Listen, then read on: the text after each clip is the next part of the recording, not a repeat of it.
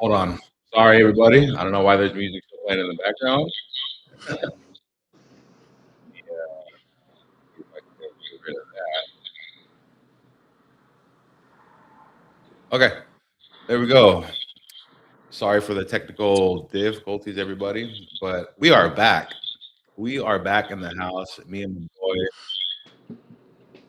we are here, and I'm so happy to be here. We're back. This is my boy, Hot Beavers. Hot Beavers, Hotspot. How you been, brother? Man, I've been good. I've been in the mountains, getting one with nature, and well, this you brought me back down, man, just so we could talk about this. This is we're back. Not Yes, just sir. us, but Yes, man, we sir. made a team. It's always good, to be back, and we're here. And it's been a while too, guys. I've been busy also as well. I moved, and but we had to get things going, and we had to share, how we feel, on our side, and give our takes on things. So yeah, boys, and girls, and enjoy the show. So first, I want to talk about, last season, how it all, panned out. It was definitely a season that we didn't expect. I predicted more wins than I thought we would get. You predicted more wins, than we thought we would, get. And boy, I was wrong. You were wrong. And yeah. So, what's your take on how last season went, brother? Man, uh, age catches up fast, doesn't it? It sure does. It sure does. Uh, you know, I don't I don't think there was a lot of development or kind of scouting of himself by Carroll when he took that time off, which I assume would be the thing. And then, the nepotism thing, right? Like, that was our first hint that something was off, right? Bringing in, his son as the offensive line coach, and we know how that went. Injuries had a lot to do with it. We weren't very healthy, but just wasn't great execution, no evolution of scheme, and the results are pretty obvious. So at least we got the number one pick out of it. Oh yeah, yeah. I mean, that was, a great thing to have, right? I mean, it sucks to have a losing season, but at least we got something out of it, which was the number one pick. And I completely agree with you on the age thing. He was, at first when Pete came in, I liked what I saw, and Mm-hmm. I thought we were going to compete, right? And that just wasn't the case. He was kind of stubborn on the players that he wanted to start. He didn't want to start and play younger guys. He wanted to start the guys that he knew, older veterans, because he wanted to win now. And I understand that point, but if things are not working, then you definitely have to, change things up there. And we all know the story with Brendan Carroll also as well. He was horrible at his job. He didn't know how to read film. Players would ask him questions, and he didn't know what to tell them. So, John Spytek had to go into the film room with Brendan Carroll, and help break things down with them. And that's embarrassing, if you're a coach, if the Mm-hmm. GM of the team has to come down and like tell you how to do your job, Yeah, and man. Yeah. stuff like that, you know. Yeah. Yeah, and but I'm gonna just go back on this here. I would like to thank Pete Carroll and Geno Smith for doing an excellent job for getting us that first round pick. So we wouldn't have that, that first round pick without Geno Smith and Pete Carroll. So Geno. Oh, Geno Smith. How about Geno Smith leaving a team that immediately wins the Super Bowl, going to yeah, a I team, know. and they immediately get the number one pick in the draft? Yeah, he's bitter. I mean, so I haven't checked his social page yet, but I did hear, he followed us, and all things like that. That's cool and all. Yeah, Um, that's good. that's definitely kind of like a tell that. most likely he's not going to be on the team. Most of the time when players on teams when they unscribe from teammates or the team, that kind of means that they're out the door. Yeah, yeah. I mean, and him being on the roster next year would be the biggest surprise ever. I don't, we can cut him without any real penalty, so that's done. My boy A Train showing up big. What's up? Yeah, shout out to A Train, man. I was talking to A Train, and honestly, Kieran, I would not be here right now if this guy, right, if I didn't reach out to A Train, who talked, and so thank you to A Train for being that part that was instilled to get this engine going again. So I really, really appreciate that. And I want to read your comment here. And thank you so much for the super chat, man. Me and Hot will definitely share this here. And I got to read this, man, because I like the ending part of this. It's facts. So A Train says, split this and get yourself the Sixers to celebrate Raider Nation. Let's go, fam. Smash those thumbs up and subscribe. Getting turned up today, fam. Love you, Max, but nobody is above the shield. Raiders. He's on fire.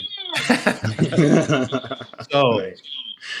I'm gonna say this right here, and then we'll go on Max. Further because I got a whole little section. We'll talk about Max, but I will say one thing here. I absolutely agree with you, A Train. Nobody, I mean nobody, is bigger than the Shield. Nobody is above the Shield. So I Right, absolutely agree on that aspect. right.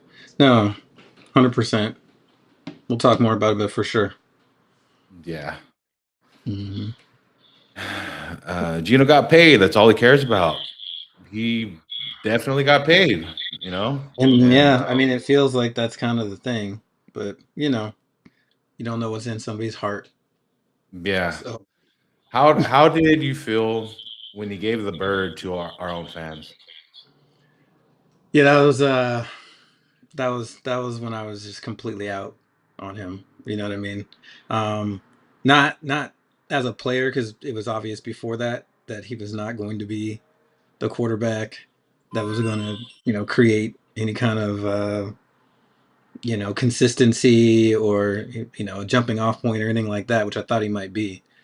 But I'm out on him as a player and as a person after that, right? Like Yeah. that's so immature. Like, bro, come on, Yeah, gotta be better. I was bought into Gino, and I wanted to give him the benefit of the doubt, but I absolutely agree with what you're saying. Once he gave the finger, to our own fans, after he was frustrated and he had a bad game, that's inexcusable from our quarterback, and he's supposed to be the leader of our team. He's under center, and yeah, that was embarrassing. So once he did that too, I was completely off that, train there. And Hmm. yeah, no matter how many games you lose, no matter how many times you get sacked, if you throw picks, et cetera, that's not how one condones himself, especially from the leader of the team who's under center. Right. I mean, the fans pay your salary.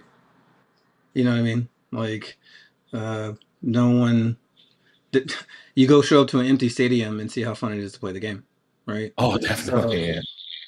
yeah, Yeah. shout out. What's up, Fuentes? Yes, it's been a long time. I was on a mountain with goats and sheep, but that's another story for when I air out. I guess I'll fill you guys in on my channel at some point.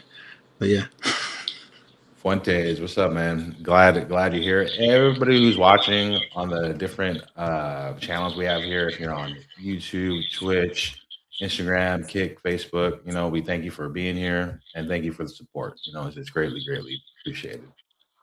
absolutely. So, that last season, was tragic. It was definitely not what we expected it, and but we did get the first round pick out of that. So with the first round pick, all signs and everything's pointing to Fernando Mendoza. So I want to talk about my boy here, Fernando Mendoza. Um, I've watched that kid in college, man.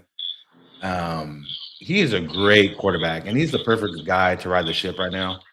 He has the Right. perfect attitude. He is a football nerd in a good way, to where all he does is just study film. He takes it very serious. The guy don't even have a girlfriend because he said that if he had a girlfriend, that would kind of take his him off His of focus away. off Yeah, of football. But I yeah. I love the kid, and then there was also some fans too who wanted the kid out of Oregon. I can't think of his name right now. Um, but I always liked Mendoza. Dante. He I just feel like he's a better overall, better prospect and leader. And the traits that Fernando has, that's really something that you can't teach. I love how he answers the press and post game, stuff like that. He says all the right things. Hmm. That's something that we, definitely need now, and it's a great change. And I like how just how professional he is in that bowl game, with that where he ran in, and he put his body on the line, to get that touchdown. Yeah, yeah. I remember people were saying he wasn't athletic before that too. So Yeah, yeah. He's a lot faster people than what people think, yeah, and 6'5", I, long strider. So he looks slower than he is, but he's not blazing fast. yeah, yeah. I He's mean, not. he's not a statue, but he's not a race Yeah. car either. But he No. has that, perfect, balance, and if he has to move outside the pocket and scramble for the first down, that's definitely something that he could do. Yeah. And I'm Yeah. all for having a quarterback that could extend the play. And boy, Right. is he accurate. He has a good arm. He has all Right. the tools, and Right. you put him in there with Tom Brady, who is a football-minded genius, and you combine the football nerd and Fernando Mendoza, that is a great Hmm. pairing to have. And I can see Tom Brady and Mendoza just breaking down, play after play. They're talking about defenses, and Right. that's very, very, exciting to see, and I can't wait for that. The fit too with Mendoza and the Kubiak offense is excellent. Kubiak's got to be salivating to get this guy in his offense. He has a higher ceiling than Sam Darnold, right? Um, he his strengths of like basically being able to confirm leverage pre-snap. He's really good at trusting the manipulation that the offense creates. He hits his windows on time with rhythm. If you hesitate, he punishes that stuff. It's exactly what you want from a quarterback in this kind of Kubiak offense, the way that it's designed. So I think the sky's the limit with what he can do with it. So I'm really excited. Yeah, Yeah, yeah, we're and then finally gonna pick a quarterback in the first round again. yeah, yeah. And then before we move on to our brand new coach, I'm sure you heard the talk too. A lot of people, I'm not saying the people watching now, but a lot of people were like, trade out of the first that first pick, trade back, stock on picks, Mhm. build Mm. around all the holes we have. Fernando is not worth a first round pick. We all Mm. heard that, right? Yeah, And I wouldn't even entertain trades, for that right now because in my eyes, Fernando is so valuable right now that um, not only is he the best quarterback coming out of the class, but it's something that the Raiders need. We need yes, a young franchise quarterback who could be here under center for years to come, and I believe that he's that guy. yeah, And I wouldn't even entertain it at all to like trade back or yeah, anything like that.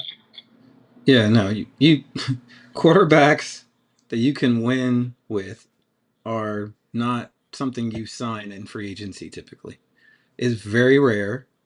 Um, if you do sign a quarterback in free agency that you can win with, then your offensive coordinator immediately becomes the best and number one head coach candidate in the NFL, like what happened with Kubiak, right? They signed Sam Darnold and won the Super Bowl, and everybody was like, oh my God, they won the Super Bowl with a guy that they just signed in free agency. The reason that's a big deal is because it doesn't happen. Okay, you draft your quarterback, and that's how you win.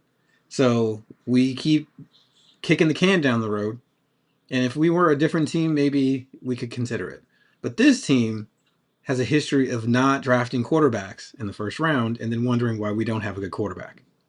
So, yeah, Right. time to pull Right. the trigger, right? I can find everything else in free agency, save a great left tackle or something like that, probably, right? So Mm, let's go, right? I Definitely. agree. And then how do you feel about people saying, "Oh, the last time we drafted a quarterback, with in the first round with a high of a pick, for example, Demarcus Russell." A lot of people like to, say that, and I think it's comically funny, how people want to even try to compare that, because it's Yeah. completely different. Right. It's completely different, and I just want to say this right here to all the people who want to compare Mendoza to Jamarcus Russell. You idiot. you know, like, I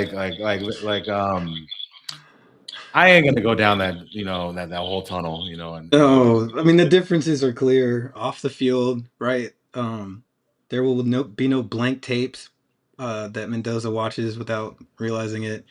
He's not on scissorp. Um, like you said, he doesn't even have a girlfriend. He sleeps and eats football. These are two completely different prospects. Um, the only thing that would connect them is that they were both being drafted by the Raiders number one overall. So yeah, that's just fear and trauma, which I get, right, from being a Raiders fan for a long time. Like we just haven't had really good luck or good work picking good draft picks, and so this looks scary. We figure, oh, we take more picks and have a better chance at getting something good, and I get that, but this ain't the time to get scared. Scared money don't make money. We have to do this thing, and we absolutely, eventually have to be able to draft a quarterback if we're going to be a professional football team that wins games. So we got to take absolutely, shots. and what better time than now? What better Right. time than now? You know, Got, we have, got the it's first pick. it he so this opportunity fell in our lap, and we definitely have to grasp it, and take Yeah. advantage of that window while we can. Mm-hmm. Mm-hmm. Yeah. I mean, you don't get a lot of shots at the number one pick, hopefully. So Mhm. we're not going to be in a better position to have a franchise quarterback than to draft one right now. Then so you might as well get it done. Pull the trigger. Yeah. Yeah, yeah. So speaking of our brand new coach, let's talk about our new head coach, Clint Kubiak, Double K. You know, um, so I'll be honest. During the whole coaching search, when that head coaching vacancy was open, I'll be honest. And I always be honest here. I wanted, Harbaugh. That's who I wanted. I like the Harbaugh family and how they coach. But we all know how that turned out. Who knows if we even had a chance? But he's now with the Giants. My second choice for coach was Mike McDaniel, the coach who got fired from the Dolphins. I like his offense, and I figured, if you pair Mike McDaniel with a solid defensive coordinator, I feel like things could have worked out. And then Clint Kubiak was my third choice. But now, as as time went on, and I think about it, you know, Mike McDaniel is a good coach too, but I notice he's kind of more laid back, and he's more of a players coach, and he's not Mm. really like pushing players, or it seems like when it's time to be stern, he can't be stern, with his players. He wants to be the cool guy hitting his vape and like all that. And I knew the vape was coming up. and then and then after watching Clint Kubiak interviews before he got hired, I go on YouTube, and I search, and I like to see how he handles himself, and he's not a rah-rah guy.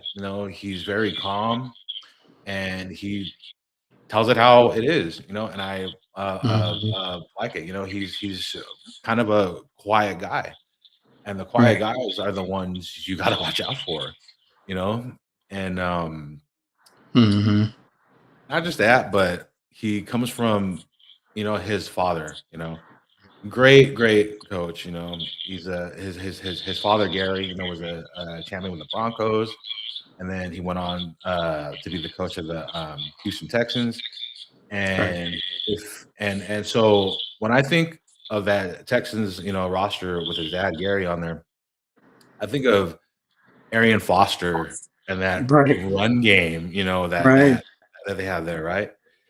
And I just picture Genty, kinda, just balling out like that, I you know? mean, yeah, Kenneth Walker and I forget the other back that they had up there that was splitting time with him.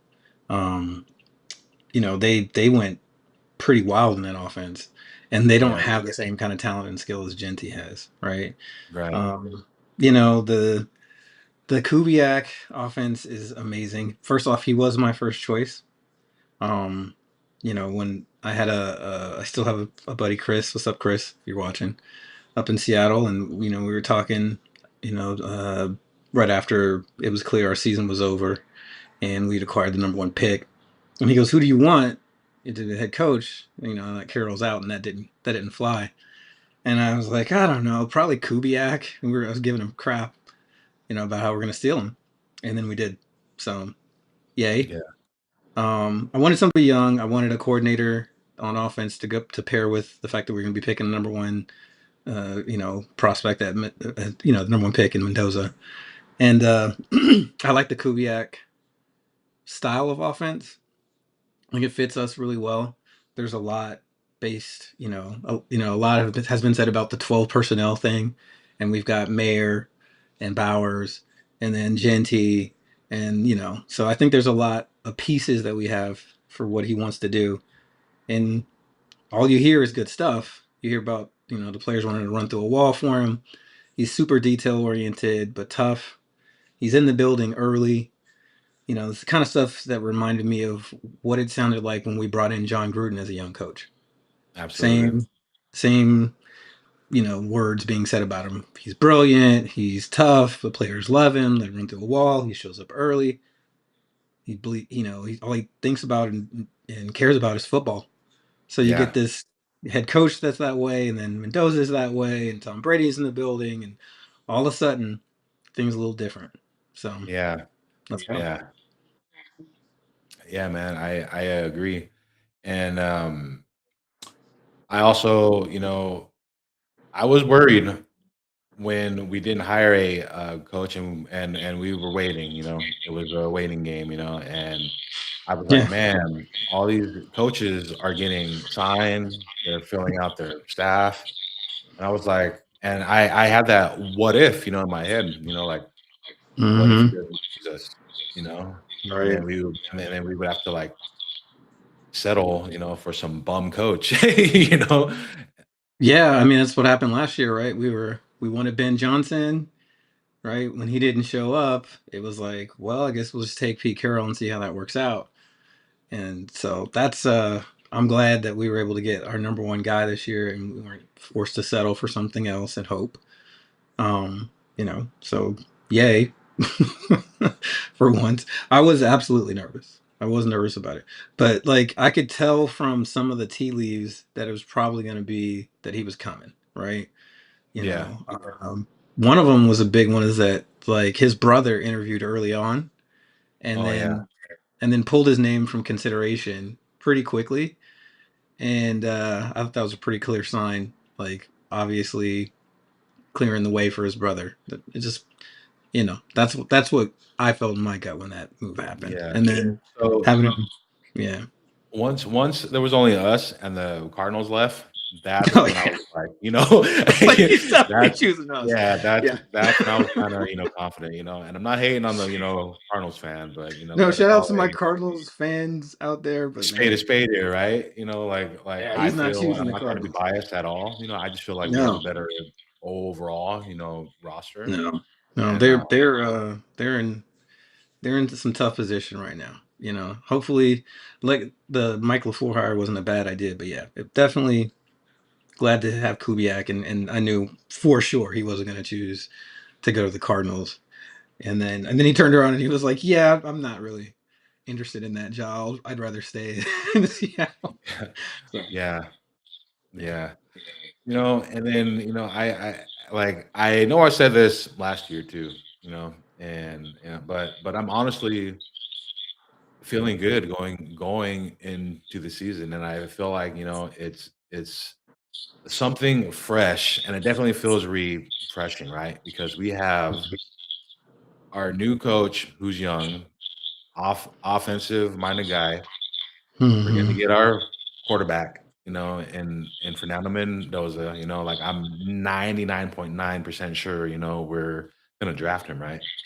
Right, And that is gonna be our young building block core along with Ashton Genty and Brock Bowers, and, we have a nice young solid core of a foundation to build right. with for some years to come. Yeah, And Fernando on his rookie contract deal, we could, acquire, good talent and surround him to be in the best position, as possible. right. And, we all want a mansion, right? But we got to build the foundation first, and I think that this is where we're laying down, the foundation for that mansion. Yeah, absolutely. Yeah, I mean, it's not just, you know, uh, Mendoza coming in, which I think, like I've already said, I think he has a higher ceiling than a Sam Darnold and can replicate a lot of what, if you look at Sam's season this year, there were some struggles. He wasn't perfect. It's something in the mid 20s for touchdowns and the mid, teens for interceptions in that area, right? That's something Yeah, I think Mendoza could replicate as a rookie, right? And then, Bowers is much better than anything they have over at tight end. He would kind of replicate the role of like Jackson Smith Njigba, what JSN was doing over there and creating mismatch problems, moving around and being an issue. So the move a lot. I mean, Genty is better than Kenneth Walker the third, right? I think that you know, um, with what we have on this roster, Mayer is better than any tight end they have as our second tight absolutely. end, right? So that 12 personnel is going to be a real issue for people. Um, the shifts that we can do from 12 to with tight end motion and creating numbers conflicts and things like that. The play action stuff we can do.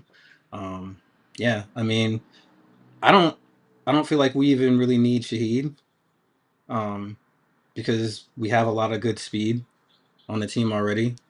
Um, so yeah, I'm really confident that like this offense and what it's being asked of, what the players are being asked to do, that we have are such a good match, right? So Mhm. that's not it's not always the case, right? Um, I like Jack Beck best, Yeah, yeah. right?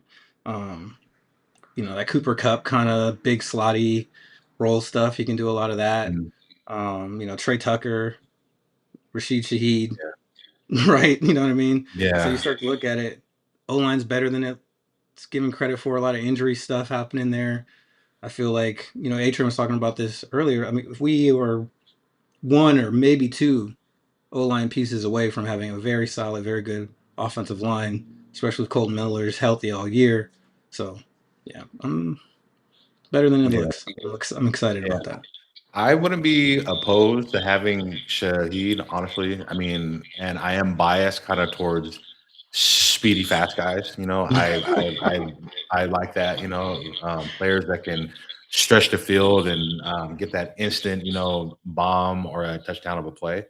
Right. But there's also, other players too, like, for example, there's, Pierce who was on the Colts.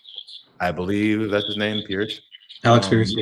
Yeah, he's, solid, but I understand your, point be between Tucker and Shaheed, they're both fast guys, but I always say, speed kills.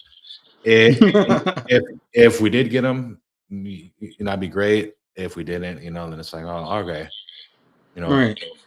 But yeah, Chuck Tucker provides the kind of Z receiver speed stress that you need that you get from Shaheed. And Mm. then, the big slot stuff by Bash. And then you've got your inline tight end who can really give a lot of problems in play action, right? And then Bowers is that piece that you can move around. It's a huge cheat code, basically. And, you know, Genty can catch out of the backfield as well. And he's a bigger running threat than I think Kenneth Walker is. I think this offense, with the players we have in it, I would rather have Bowers in this offense than JSN. Let's put it that way. Oh yeah. Oh All yeah. right. Because of what he does, because it's like either you treat Bowers like he's a receiver, right? And then we just run all over you with Genty.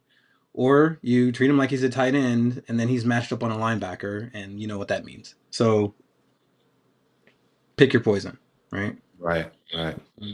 I agree. And before we go to answer some questions here in the chat, I just want to give some coaching updates here that we have. So we hired Right. Mike McCoy as our new assistant coach. Rob Leonard has been promoted and will be our new defensive coordinator. And Joe DeCamelis, I hope I'm saying his name right, is Mm-hmm. our new special teams coordinator. And Right. then also before we just started this live, I was informed that Andrew Janoko is our Yes. new offensive coordinator, and I like that hire there because him and Yeah. Clint have been together for a while. Right. Yeah. He's quarterbacks coach in Seattle. Followed him there from the Saints, so they've been together for a good minute.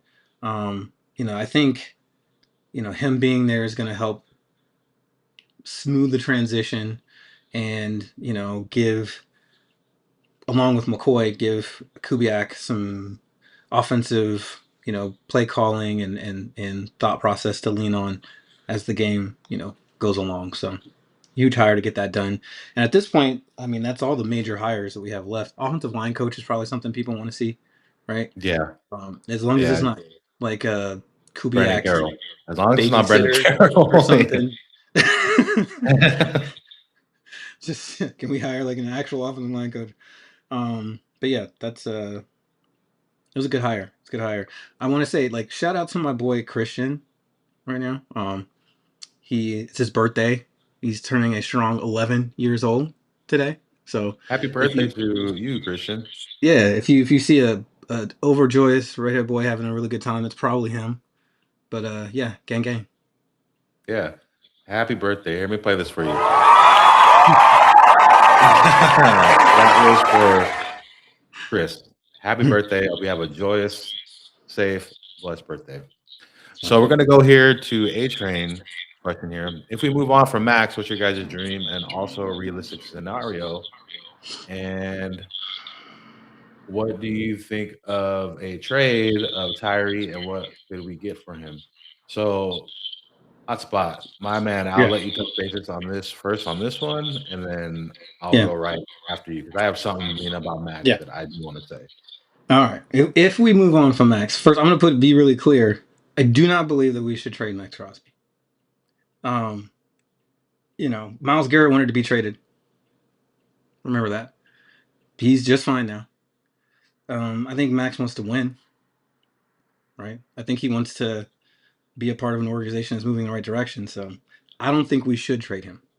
The only reason we should trade him is because we got a Godfather offer. So that requires that we get a starting player who's young and 2 first-round draft picks. If that is not what we're getting back, if we're not getting and when I say a starting impact player, wide receiver, pass rusher, defensive tackle who's off the chain, and he needs to be young on a contract that's controllable, and then 2 first-round picks on top of that. I want a Micah Parsons level offer, or he goes nowhere. So I think the realistic scenario because the Raiders are not inclined to trade him and have no real reason to do so. And Max is not asking to be traded. He's in the facility at 4 a.m., getting work done. So unless he comes out and says publicly, I want to be traded, there's no reason to make this move. So, but Okay. if we do, Godfather offer. All right.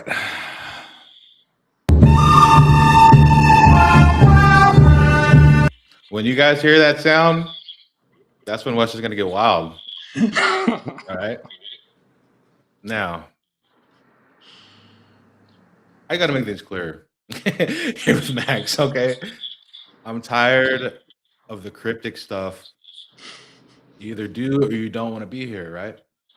Now, I agree with Hot here, you know, to a certain extent, but we're kind of on the same page here. So if you want to be here, you know, just be here. If you don't, just come out and say, look, I don't want to be here.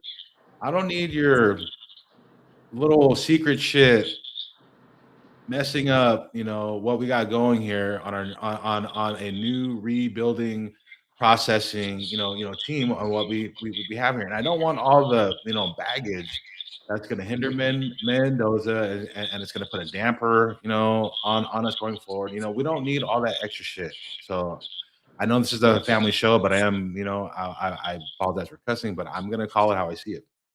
And yes, if we do trade him, it has to be for a Michael Parsons trade. And from what I've been hearing, that's what it should be. So it'll be a 2 first-round picks and a Pro Bowl player.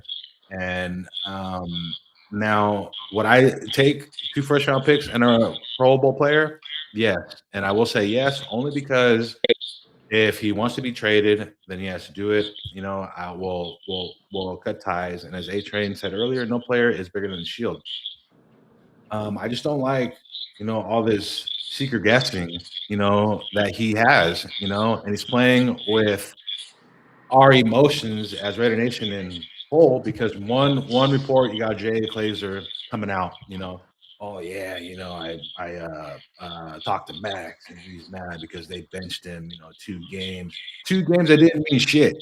They've benched him 2 games that did not mean, and I get it. He is a warrior, but the Raiders had to do what's best for the Raiders organization. That's keeping their player healthy and not risk him getting hurt or his knee more, damage, and then things could just ultimately get worse. But Mhm. and then he comes out saying, "Oh no, nah, I'm tired of people, putting words in my mouth, blah blah blah." But he beats around the bush too much. I'm sick of it. And Yeah. if he wants to go, trade him for the Parsons trade package. If he wants to stay, that's cool. We all love Max, but I'm tired of that shit. And this is for you, Max. You son of a bitch. I am tired of it. I'm tired of it. Okay. So there's that there. And then let's get into part 2 of A Train's Mm. question here. And Tyree. Yes. So Hot, please bless us with your to take on this. All right. So Tyree's trade value is not going to be great right now, right?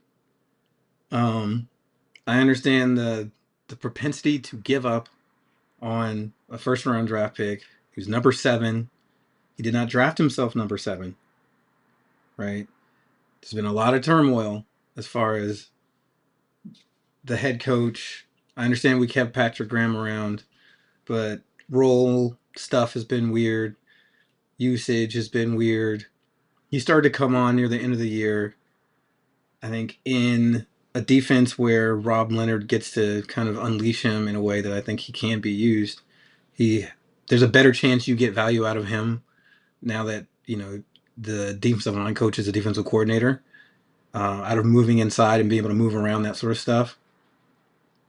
So I would keep him.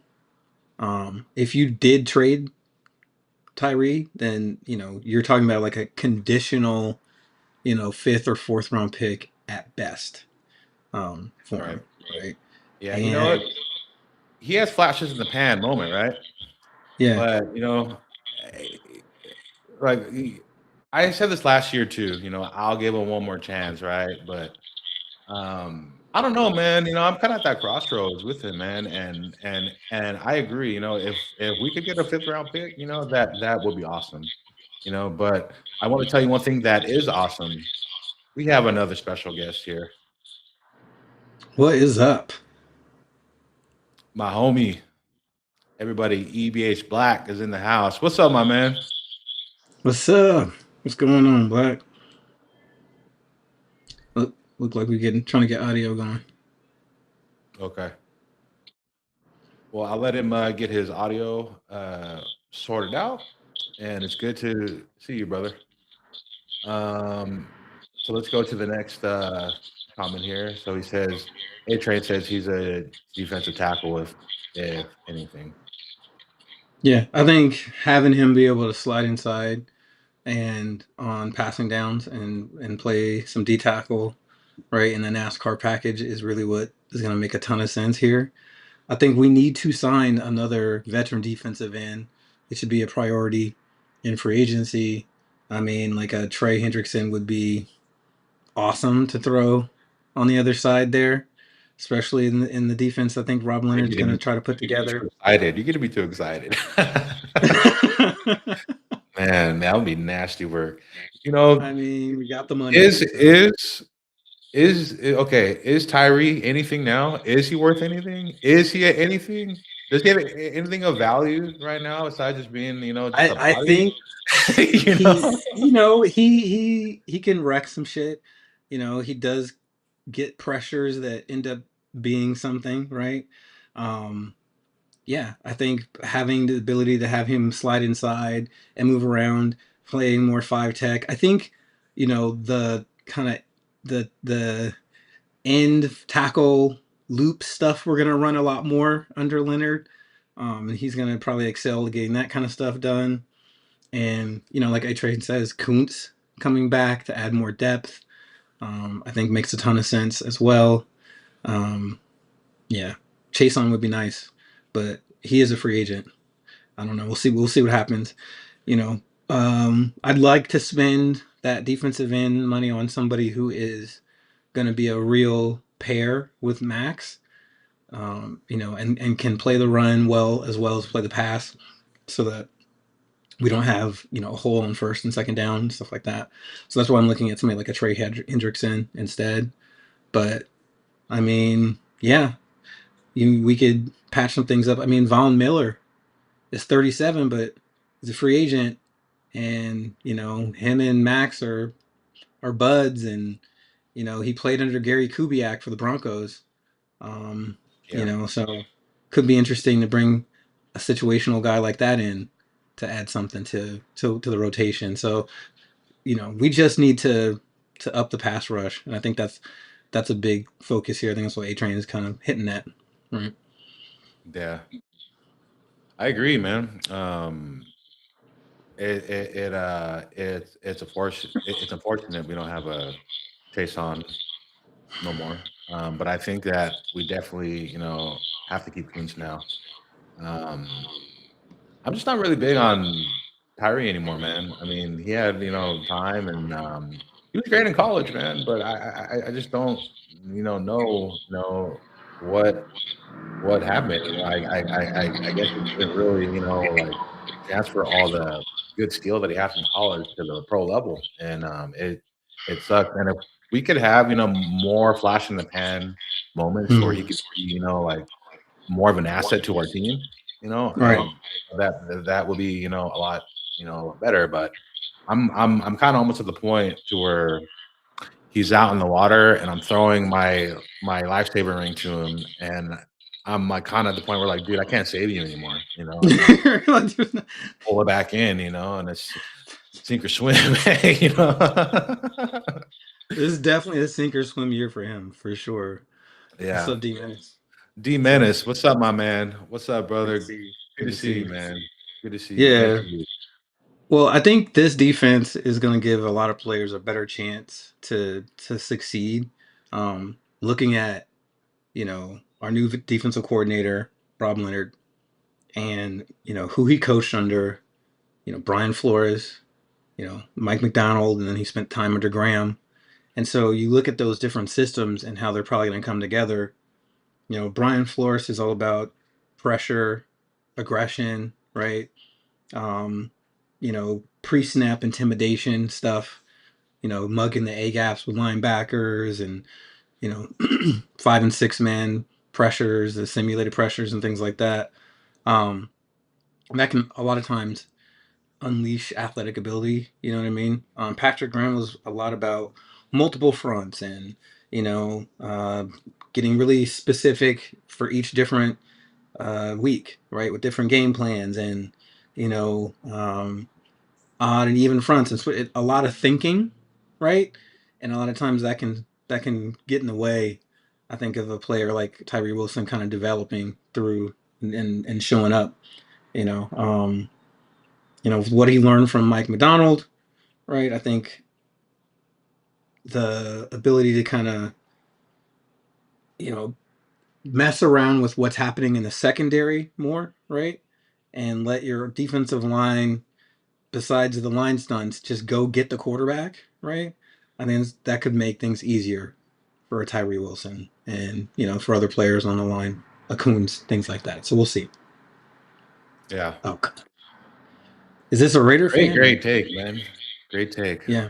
We have a comment here from Mr. Greger. He says, "The Raiders suck and will always suck." Okay. All right. All Well, right. I guess we should Well, just end the hey, show. We'll all go home and we embrace all people who watch this here, and if you think we suck, then that's you're entitled to your opinion. You idiot! But I would like to know who's your team. But yeah, look, I'll be honest. We have sucked. And it's been a long time, but I feel like we finally turned. A different page in the chapter. Yeah. But ultimately, Who's this man?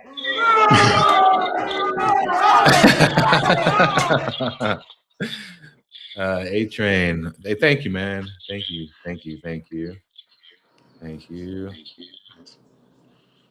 A Train. Yeah. Dropping that heat. Yeah. He's on fire! Things on fire. Yeah. Right. Let's keep it positive. But yeah, I don't know. I think I understand the idea of us being sucky. We've been pretty sucky for a while. But it's also, pretty normal for teams to suck. I mean, if you look at it, how many teams in the NFL actually won a Super Bowl ever? Oh yeah. Right? Like ever. I mean, Minnesota's still waiting. So the Chargers still waiting. Right? So, there's been those years we have actually won. So that's something. Yeah. So let's play a fun little game here. Mm-hmm. So I know we haven't fully built out our roster. There's still things we have to. A lot of players we have to sign, and there's a lot of holes that need to be filled. I didn't mean that the wrong way. And yeah, so just with what's happening now, how many wins do you expect us to get with the new regime going in as of today? Like, I know we're still going to sign on, but as of today, if you had to throw that dart at the dartboard, and say, hey, we're going to get so and so, what is your guess? All right, so my estimation or thought process here is obviously built around the idea that we're going to pick Mendoza, we're going to address the wide receiver, offensive line, right, and pass rusher in free agency, right, and then depth in other places through the draft as well. If we do those things, right, I think this is at minimum. I think the kind of bottom expectation, lower level expectation for this team is probably about 7 wins. Right. I think if everything goes right and we hit on all cylinders and we can, we don't have a lot of issues and things kind of really work out well, then this is could be a 10 or 11 win team. Right. Okay. I think that's the range I expect us to be in based on where we're at now, what I think Mendoza's rookie year will probably look like, and how I think we're going to spend $100 million in those draft picks. Right. Get back to me after we actually do that, and we'll see. Yeah, definitely. Right. So I've been, wrapping my head around this, also as well. And last year, I'll say it again, I was wrong. I predicted us to get 9 wins. and boy, was I wrong. But this year, I know we're not going to win right away. I don't expect us to be a Super Bowl contender in 1 year. I don't expect us to be a playoff contender in 1 year. But I will say this: I expect us to get 5 to 6 wins, and I will be happy with that. Of course, I would love more wins. Of course, I would go like to be like the Dolphins. And go and be undefeated like them in '72, right? But I believe that we're gonna all the players and the new coaching staff. They all have to kind of gel still, right? So I kind of see that first year as a gelling process. Um, Kubiak getting to know his players, who he has, who has to be cut, who has to stay, all that stuff. And I realistically see us winning 5 to 6 games now. Once we fully acclimate our staff and we hire all the free agents, we get all the players post draft, all that stuff. Then I could definitely revise my decision on what I think our win losses will be. But yeah, I'm for as of right now, I'm going with 5 or 6 wins. Fair assessment. Yeah, if you put this team out as it is right now, without any improvements to through free agency and the draft or whatever, this is another this team wins 3 games again, right? So you know, um, we'll see, Yes, right? yes. Right. Shout out to Warrior Christ here. We've been bad because we keep changing head coaches. Gruden was finally taking us somewhere, and then he got sabotaged. Facts. That is one, never ending story with us. We're always cycling through different coaches, coordinators, and the quarterback doesn't have solid grounding here, to kind of build with that with the coach or a coordinator. And I'm happy that we gave Kubiak a 5 year deal. So that way, the Mhm. and Mendoza and the players could get to know his system, gel, mesh, and it could maximize their potential for the team. And yes, Warrior Christ, I am completely, on board. And John Gruden is my favorite Raiders coach ever, and that's just me because I grew up watching him the most. And but yeah, he had things going. He can't draft, but he had things going. And it was a bummer. How things unfolded there. We got Absolutely. Alex here. Yes, Raider. Yes. Will be interesting to see what the Raiders do in free agency. Yeah, we Yeah. have so much cap. We have so much cap space. Yeah. It Jalen is Watson. basically open for Spytek and Kubiak's disposal to what they want to do. Like there's so many routes and avenues and options that they could go with. And so I didn't go deep, in to the free agent list, so I don't really know, like who's all out there yet. But I do know that there's the offensive lineman who was on the not Patriots, I mean Ravens, um, Lindenbaum, so that would be, one guy that I would definitely, like to acquire. And I know a lot of people, because I've seen this, in my comments and other podcasts as well. They're like, well, we don't really need him because we have JBJ, which I understand that aspect of that. But we could definitely, and this is just me, I feel like we could get Lindenbaum and then kind of move JBJ to a different position per se.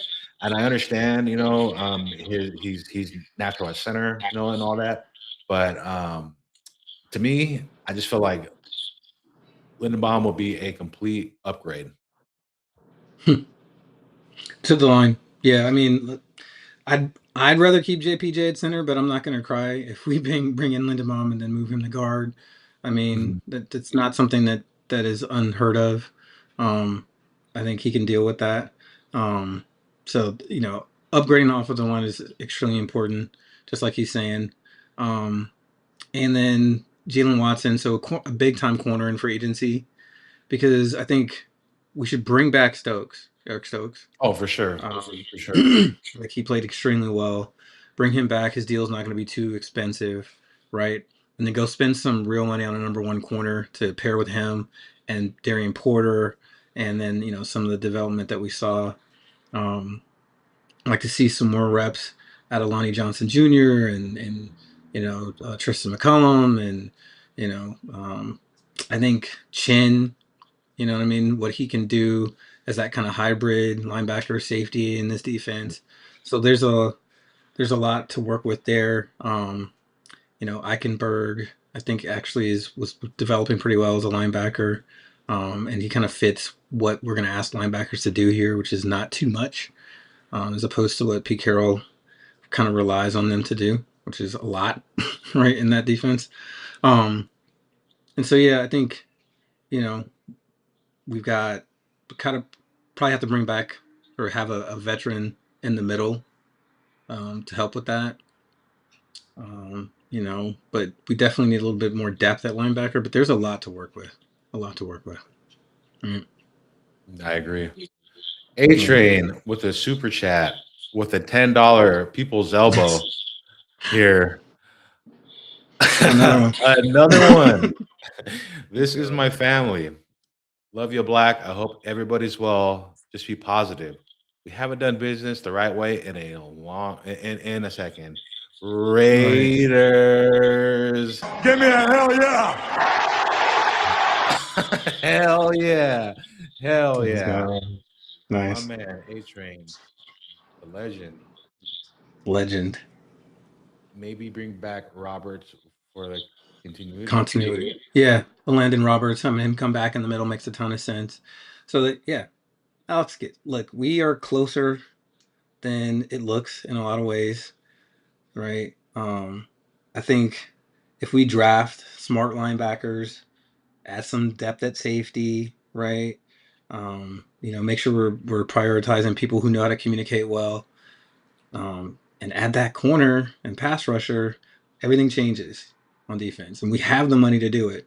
So, we can easily go and get 5 real impact free agents with this cap space.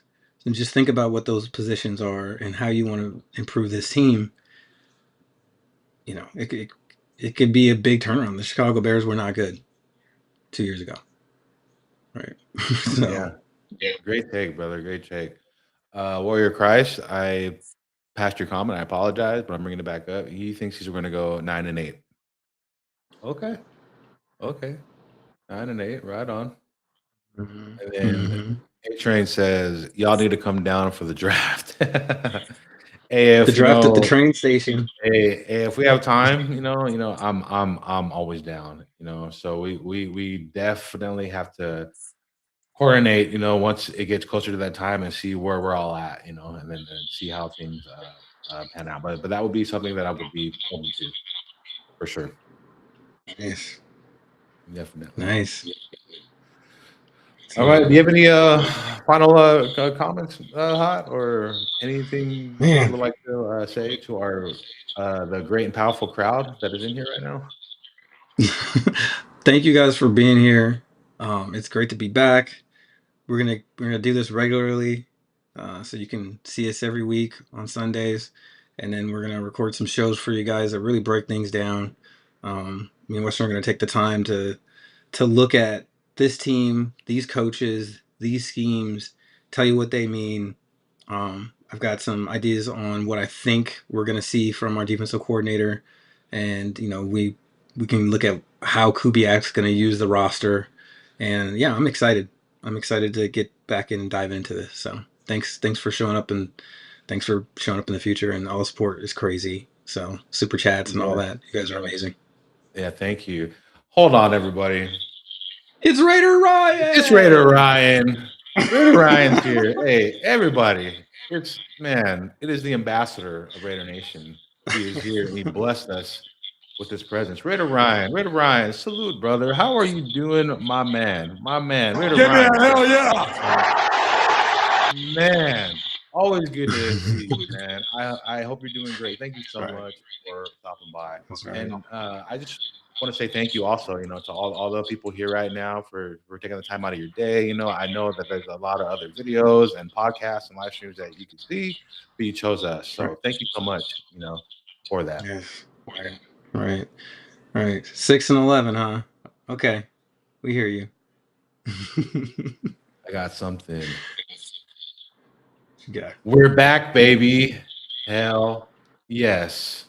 My Let's man, go. Raider Ryan. Hey, I So, appreciate you, man, for keeping the lights on here and on my channel, and not just Raider Ryan, but for all the other people watching, who click on my videos and watch my videos. You guys have helped me upgrade my live stream podcast station I have here. I was able to get some better yeah. equipment. I got a soundboard, Yes. so thank you guys, and all that would not be Yes. possible without you guys. So from the bottom of my heart, Yeah. thank you guys so much for that. And I'm sure Hot feels, the same way I do. We are so blessed, to have you guys here in the building and showing Yes. support, to us. So thank you Yes. guys so much. Unbelievable. Yeah. I mean, you saw that new intro that he had, right? I mean, that's all because of you guys. Yes, That yes. was. Everything that I have on live right now is because of you guys. When I started doing, live, I have this old laptop, with this old webcam, and I was doing my lives with that, and I was Mhm. happy just to be live, but the quality and the stuff that I really wanted to do, I wasn't able to do it because I didn't have the materials yet, for it. And thanks to Mhm. you guys, in just 1 year, I have gotten, so much support to where I was able to upgrade things here. And it all goes to the channel and the community here. I don't ever use my own Mhm. personal stuff like that. So thank you guys for Yeah. allowing me to change my whole streaming platform. I am now on Right. Restream now. I was on some free basic stuff. I got a soundboard, I Mhm. got a new webcam, and it's all because of you guys. So Mhm. thank you guys so much. Awesome. Awesome. Yeah. Thank you, Raider Ryan. Thank you. Yeah. There'll be some stuff on the rewatch. Definitely gonna want to get into the new offensive coordinator and the Rob Leonard defense. I'm extremely excited as well about that. And yeah, a lot of love for everybody, and excited to get started on this new setup. Right? Yeah. Okay, so Black, it will let me in. Okay, before we go, I'm gonna try to Hot, would you do the honors of sending him the invite, please, just so we can get him on here so we can share his stage? Yeah. Well, Let me send it just one more working on again. that right now, brother. Yes. A train with the salute. Thank you. Thank you. Thank you. Thank you, Raider Ryan. Thank you. Thank you. I really, really appreciate that. Thank you. He's pulling Gene out. This is a fool. I agree. I like the hiring of Rob Leonard too. Right. A lot of players want, they wanted to um, promote him as the coordinator because they have the chemistry with him. And I've been hearing, Right. a lot of things about him too, not just from our staff, but from staff around the league too, that he's a great, coach. And Yeah. I am very happy with that hire also as Yeah. well. Yeah. It's gonna be a lot of pressure, disguise stuff. Joe Woods staying as defensive pass game coordinator was really important to go along with Rob Leonard, so that was a big deal. So yeah, you're going to see a lot of rushing 4 or 5, dropping 6 or 7, creating hesitation from the quarterback and rotating coverages, things like that. So I'm excited to kind of break that down. I think it's going to be great. Yes. Raider Ryan, thank you, man. Yes, I was busy with the move, so I moved. Plus, I've been just busy with work, but Yeah. and then my man out here, he was up in the mountains, doing great stuff. Over the mountain he came, and he's back down here with us. So we are blessed, to have him here right now, and I'm just happy just to be back. And trust me, there was a lot of things that I wanted to touch on during the end of our derailing season we had. I just couldn't do it because I was just so busy. But I'm so happy, to be Yeah. back here now. Yeah. A Yeah. Train. I'm gonna pull Gino. He's out. Yeah. Thank you, Alex. Thank you so much. Thank you for the support, brother. I appreciate it. Mm-hmm. A Train. Yes, All right. Raiders. All right. Rob did work with the Ravens linebackers. This stuff. Yeah, yeah. I agree. I kind of feel like he is not known as the belle of the ball, but I feel like he can become the belle of the ball. Like he Yeah. can. I think he's gonna shock. A lot of the people of the um, outside the or within the league who don't know him as well, aside from the people who do kind of know, about him. But I think he's gonna do great things. Yeah. I mean, you look at the Flores, Mike McDonald, kind of DNA stuff. It's going to create chaos, and then having Joe Woods as a secondary coach back there is going to make sure that we don't have too many busted coverages with that chaos he's creating with the D line. So I think it's going to be really interesting to see how it works out. And yes, I was I was a mountain man for sure. I'll show you. I'll have to bust out some pictures. But yeah, Yeah, definitely. I do want to see that, man. Well, I want to see you on the apex of the mountain, man. Well, yeah, the goats and the sheep, and then the beard was crazy. So yeah, it was Oh man, the whole thing. Yeah, Jesus beard going. Yeah, the Jesus beard and the whole staff. Jesus beard. Yeah, yeah. There was many staffs. Right. Yeah. Nice. Nice. Heck yeah. Heck yeah. So yeah, good stuff. Yell out, boys. Yes, everybody. Raiders. Raider man, hell Raiders! yeah! What? What? It's our time. Yeah. Woods is solid as well. Yeah. Yeah. He's gonna help with the safeties and the kind of pattern match stuff that we're gonna end up doing. Um, you know, he worked well. He's a good teacher. He was working directly with Darian Porter and Chen this year, and you saw the improvement that those two players both had good years. Chen had a career year, Porter really good year, and I'm excited to see how he develops. But yeah, good Yeah. support. Veteran, been a defensive coordinator himself. You know what I mean?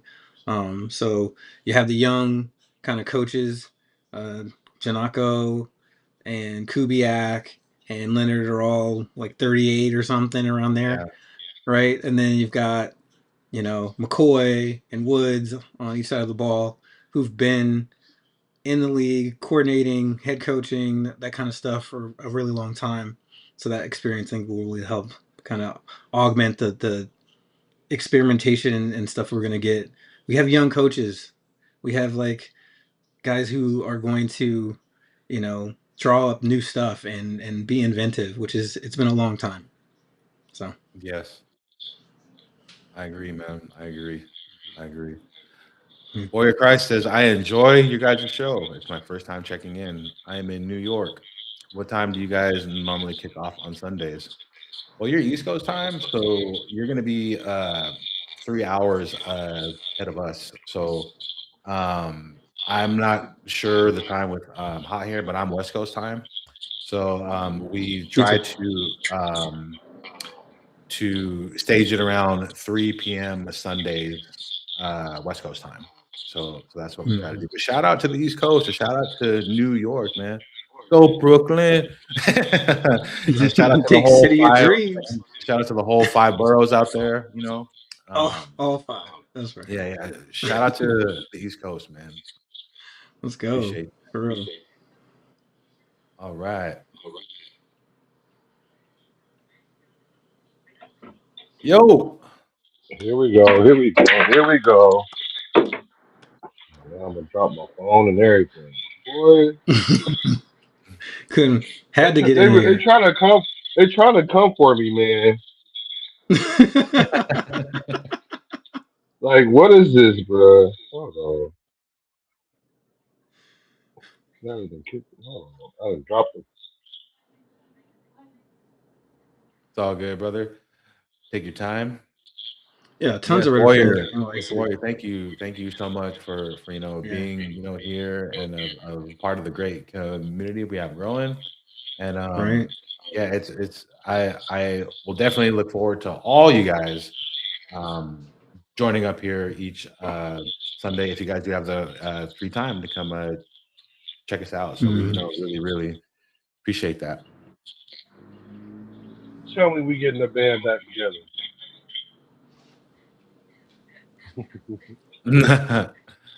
The boys What's are up, back. Hop? Let's go. And what is up, Black? So how you been, brother? It's been a while, How you man. guys doing, man? I'm good, man. That's good. That's good, man. I've been busy, man. I moved, I've been just working like all that, but I finally wanted to hunker down, and get back to doing what we do best, and that's just trying to support the whole Raider Nation and the community as a whole, and just try to keep pushing out, some good Mhm. content out there. Let's do it. Yeah. Let's do it. So what are Yeah. your thoughts on the whole the we got the number one pick, we got Kubiak, which looks like it was our number one choice for head coach. Thoughts on Yeah. that? Did you want Kubiak? Do you want Mendoza? What are your thoughts? Yeah, I wanted Kubiak. Kubiak is a cool, competent hire. I mean, like he's probably anybody will probably go for him right now. He's probably one of the hottest guys, if not the hottest guy. And it's about time we actually got our guy that we actually wanted. So that's cool. I mean, I'm not, I'm not mad about that. I didn't like how Pete Carroll got done, but whatever. That's a whole nother conversation because we got a whole year to catch up to talk about that kind of stuff. But I like Kubiak. I like Mendoza. He showed me what I needed to see when I needed to see it. I actually met him last weekend too, and Oh, he's okay. and he's and he's how he portrays himself online. You know how sometimes you could be one way online and offline a different way, kinda. Hmm. Yeah, that's authentically who he is. Um, Football, prototypical. I mean, like 6'4", big kid. Like I, Hmm. I I like it. I wasn't sold on him at first because I didn't know a lot about him, but I started Hmm. watching them during the national championship and in the playoff run when it mattered. And you can get a little bit of information from that. And then when he, essentially everybody felt that he was a Raider when he was going for it on the fourth and four, fourth and five or something, ran it, got the first down, and still got the touchdown too.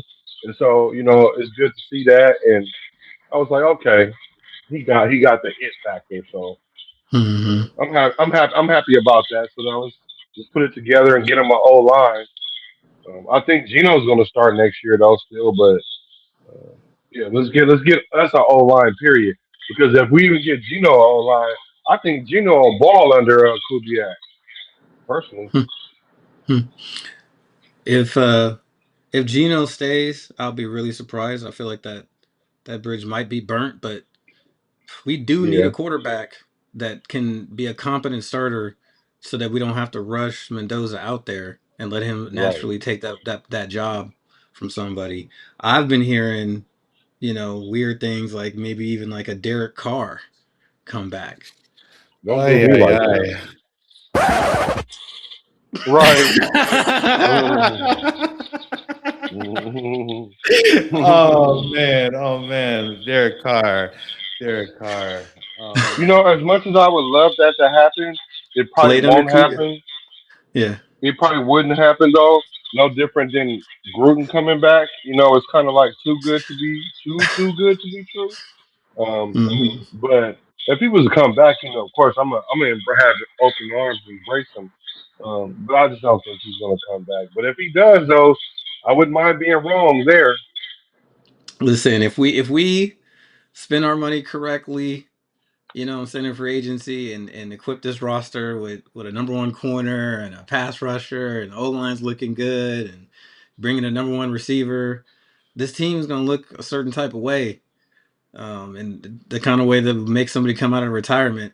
He already played under Kubiak and knows the offense, or so it doesn't have to learn it.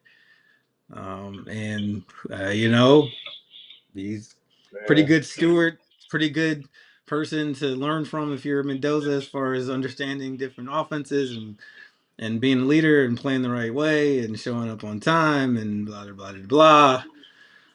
Man. So maybe we can heal the wounds in the nation Yeah, by you made a good comment. You made a comment like that ship may have sailed. A lot of people are upset at Gino, and I really wish we were streaming last season because I told everybody from the beginning, Chip Kelly is not the guy that we needed. And Chip Kelly sabotaged our whole team last year.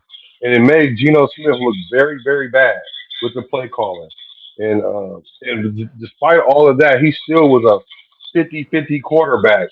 What I mm, mean by 50-50 quarterback, 15 touchdowns, 15 interceptions.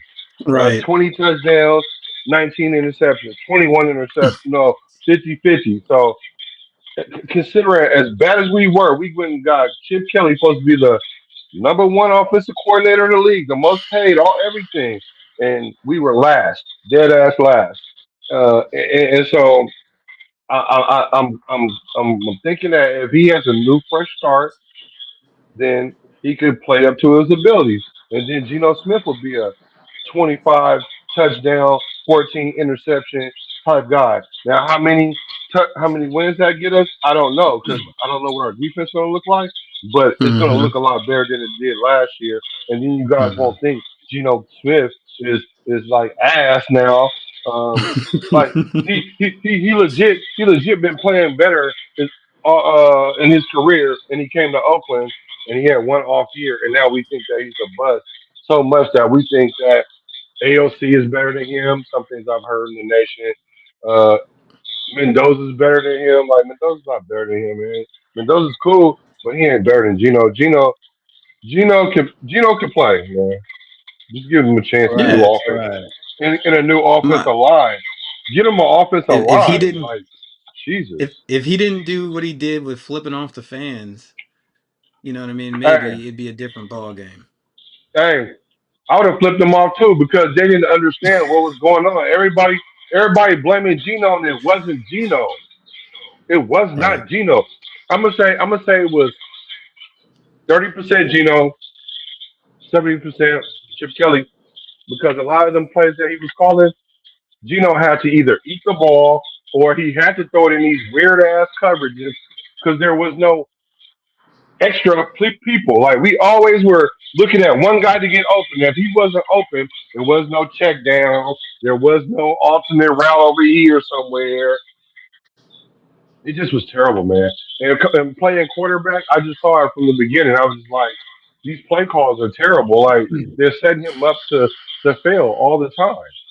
And that's not Yeah. to say that Gino was great or he was good or he didn't make bad decisions. What I'm saying is majority of his bad decisions were set up before he even snapped the ball. We didn't even run Yeah. the ball. We used to play action on first downs all the time without running the ball, and everybody know we don't run the ball. Right. No, it All was right. So I just have to say here, great take, Black. And I My always bad. I had a appreciate lot to say. My bad. no. I'm happy that you're here and that we could catch up with all the stuff that Hot and I we talked about earlier. So I agree with you to a certain extent, and I always respect your opinions. You I've been here always, but so let's. I just would like to go back to Chip here. So Mhm.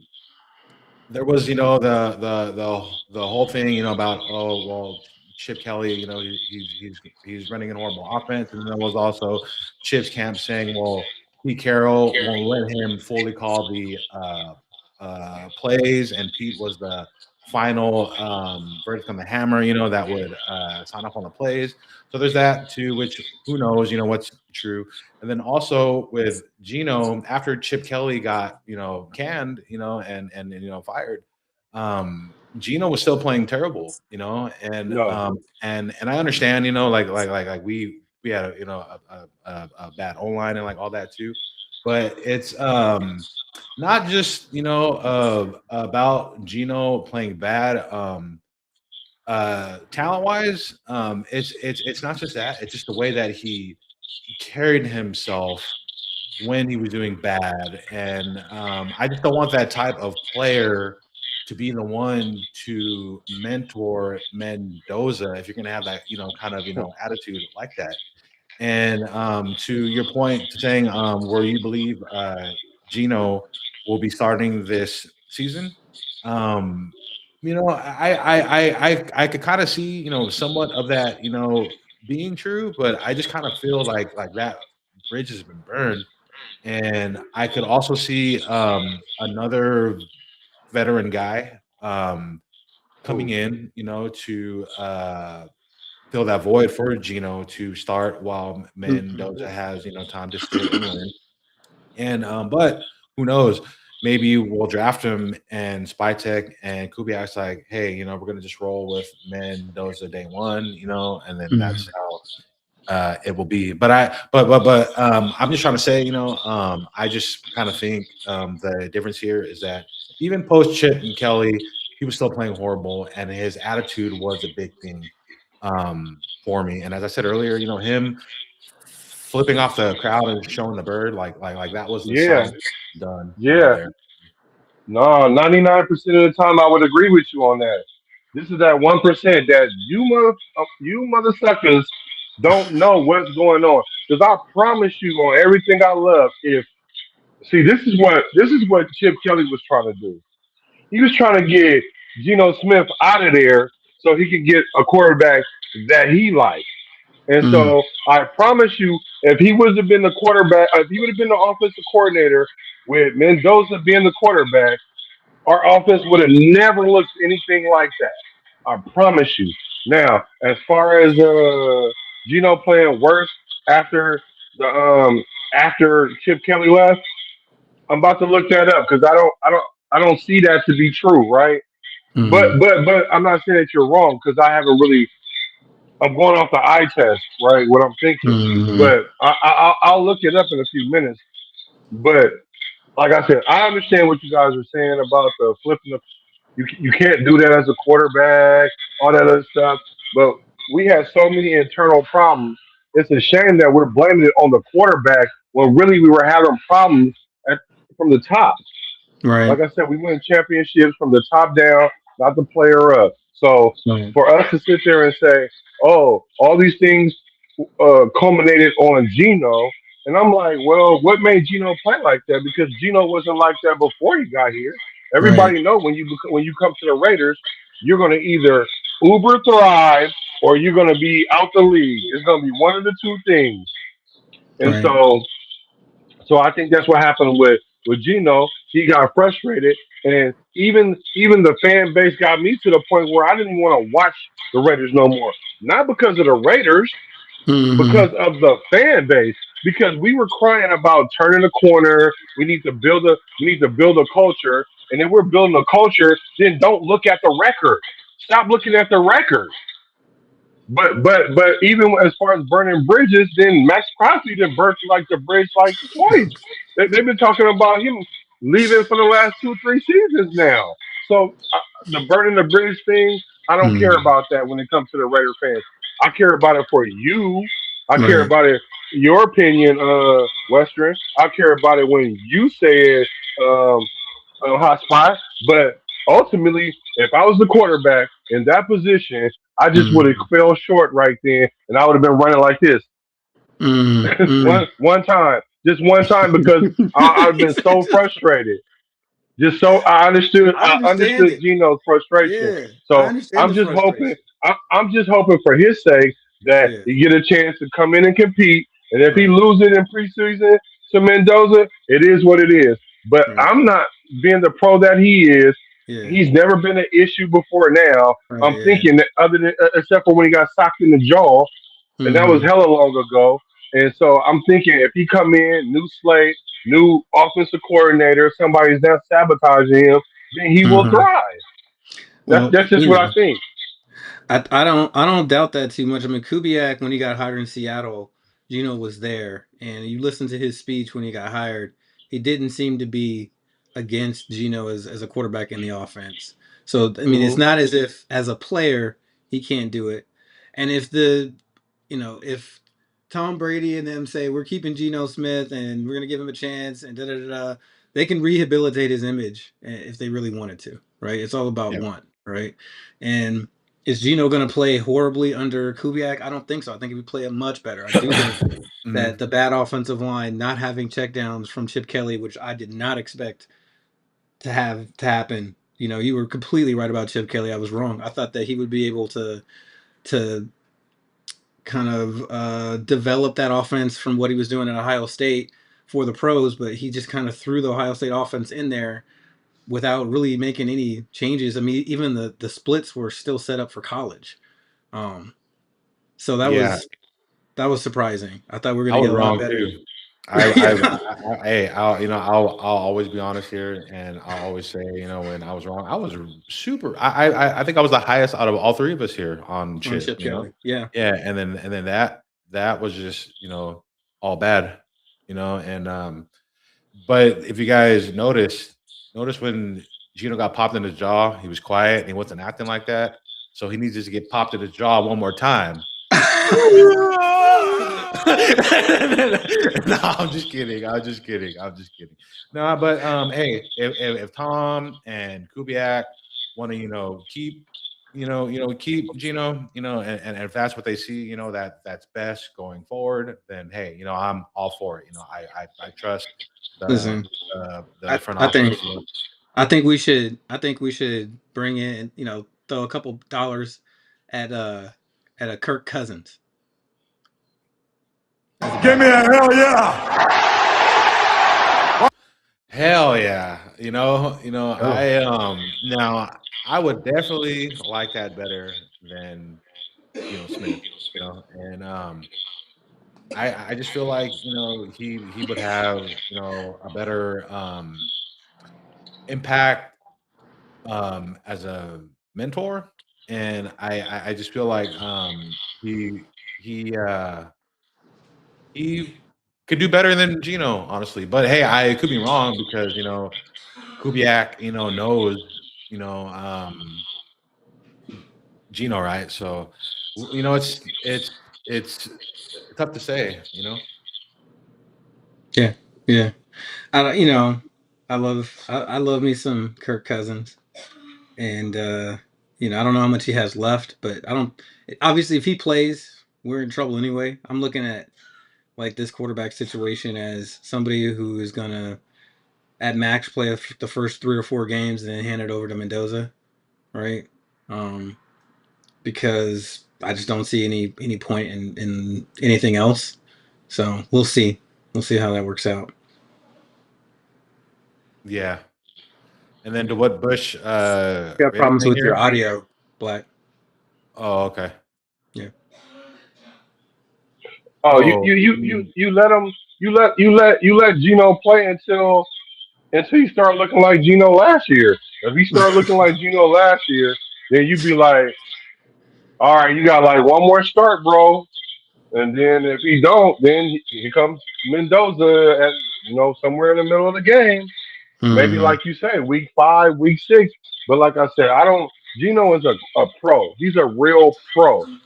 You know what I'm saying? He's the type of Hmm. player that it's going to take about week 8 or week 9 before we get him out of there. I mean, because Hmm. even as bad as we were last year, he still put up with the BS. Right. He still took the responsibility, and then in doing that, we didn't give him grace, knowing that it wasn't all him. We literally blamed it all on him. Like so, he was like, you know what, you know what I'm saying? And like I said, and I'm not saying it was the best thing to Yeah. do. I'm just He saying it was listen. it was a me thing to do. he may not be able to deal with this fan base. Like he couldn't deal with the New York Jets fan base. He couldn't deal with the Mm, Raiders fan base. Like we're too. This fan base is impatient, bitter, mean, mm. ornery. You know what I'm saying? You know what I'm saying? You know, Maybe that's a if he great would go point. play for the Jaguars or something like that, he'd go play for Titans or whatever. Their fans would be super nice to him, and it wouldn't really matter or that sort of thing. I don't know. I think he got it. I think he got it now.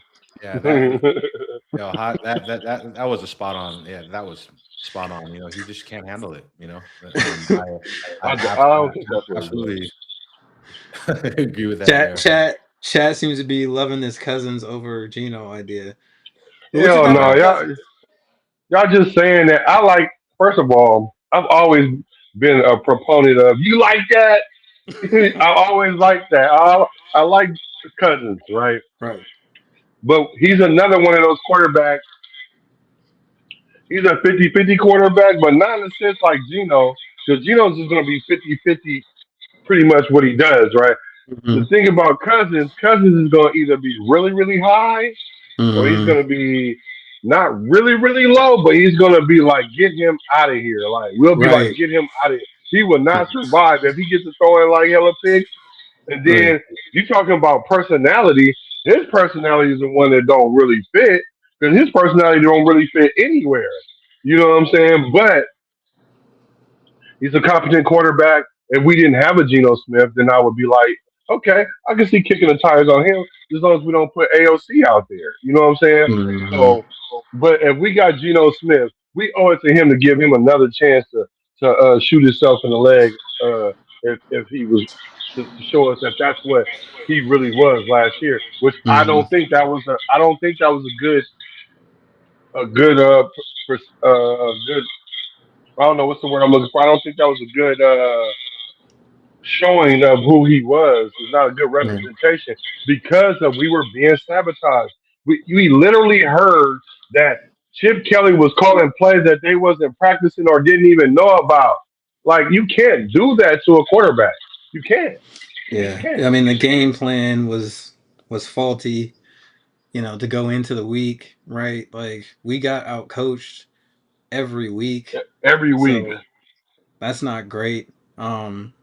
Yeah, there is the back and forth that you hear about Pete wanting to run the Seattle kind of offense while Chip Kelly's trying to run this, and they competing about what they're gonna run. I don't even know, man. Like, Now you know what it was if you watched the games because really you know Chip Kelly, you know that Pete Carroll wasn't involved with the offense because when they would go to the halftime, he would always say the same thing, which I kept saying, yeah, we need to mix it up more. We need to run the ball. We need to do this. He was literally trying to tell him through the media, yo, bro, can you run the ball? Yo, bro, can you mix it up? Yo, bro, can you get the ball? Like, come on, man.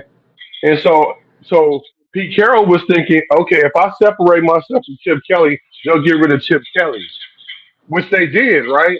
But then Pete Carroll couldn't win no games because we didn't have an offensive coordinator because we got another old offensive coordinator that stepped in the intern, and he couldn't score 18 points. So consequently, he lost his job. Pete Carroll lost his job because of it. So I'm just saying Hey, it's that is a great take. Thank you, Black, for that. So I just have to say, just one final thing pertaining to that. The only way, and it's just me here, the only way that I would run it back with Gino is if that's what the front office wants to do, and if they think that that is the best thing going forward for us to win games. But I feel like, and it's just me. Kirk Cousin has a more safer floor, and Gino is kind of more of a boomer bust. hmm, hmm, interesting. I see. For me, it's like I don't know. I would like to see Gino get a new start again. I mean, trade him to Minnesota. They need a quarterback, right? Um, Trade him to a place where he has a chance to start for more than just a half the season. But if they want to bring him back, bring him back. I'm not gonna. I will have some things to say about it, but I will trust this front office if they wanted to do that. Um, I honestly, I'd rather see Carr come back, and I'm not even a huge Carr fan, so that tells Oh you that man. much. I'm sorry. Sorry, I'm just saying it. I know everyone wants to hear it, but No, yeah. so I don't even want to go down that Carr route. Um, Come on, think of the shows, I respect your take always. I just feel like the content. just based on what Carr said on his last interview that I seen with his brother David. Mhm. He said that he would entertain coming back for a Super Bowl contender. So Mhm. that's the real case. I don't really see him. Like coming back. To be a under center for us. I'm all I've been off that car, car ride, for a long time. But once again, I will say this: if that's what John Spytek and Clint, would like to do, then Yeah, hey, I trust them. yeah. But I just don't see it. No, Alex, I agree. highly unlikely. I'm saying it more to mess with people, honestly. But just watch this space. You never know. You never know. Yeah, I mean, expect the unexpected. For sure. It's just something that I just don't see happening. But if it happens, hey, I'll be the first one to come on here and say, hey, I was wrong. Hmm. Hmm. That kind of falls into the same bucket as oh, let's bring back Gruden and Carr. I hear that, and that's people stuck on nostalgia, and that's a nostalgia pick. And yeah, that's that's a pick where they're picking with their heart and not the chart. Fair, fair, fair. Yeah. Can we stop with the car, please? Yeah. Hey, some So I can't knock or hate on any Raider fan out there or any fan of Carr in general. But some people would love to have him back, and some people are just done with him. And I'm one No, that's that's fair. that ship has sailed, that flight has departed, and yeah, the you know. the reason why I would want them two to come back is not a nostalgic reason at all. Like I think a nostalgic reason would be I don't know because even Del Rio for me wouldn't even be nostalgic. I think like I used to give the Niners a hard time about um, your franchise will never go forward as long as you do players a certain kind of way, right? Like the way we did Derek Carr was terrible. Like we did him wrong, like straight up wrong, and we allowed McDaniel's to do that to him.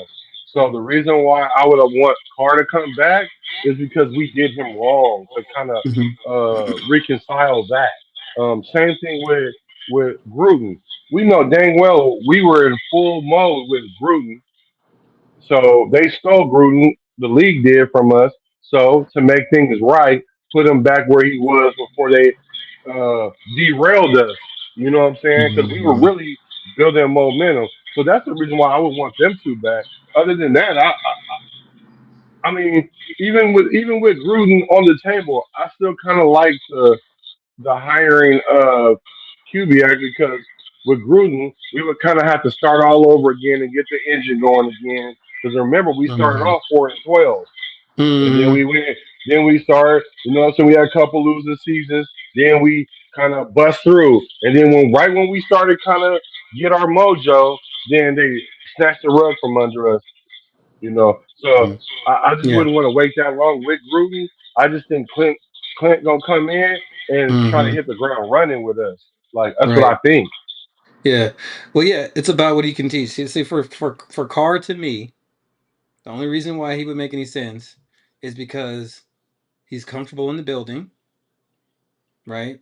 Hmm. He he is comfortable with ownership. He knows he's not a starting quarterback really anymore, and he's okay with that. He knows the Kubiak offense because he ran it for like a whole season and a half, 2 seasons, something like that in New Orleans, right? And he's a great teacher and ambassador for the Raiders and for the game itself, right? And so I'm not tripping about Carr being in the room with Kubiak and Mendoza and Brady, right?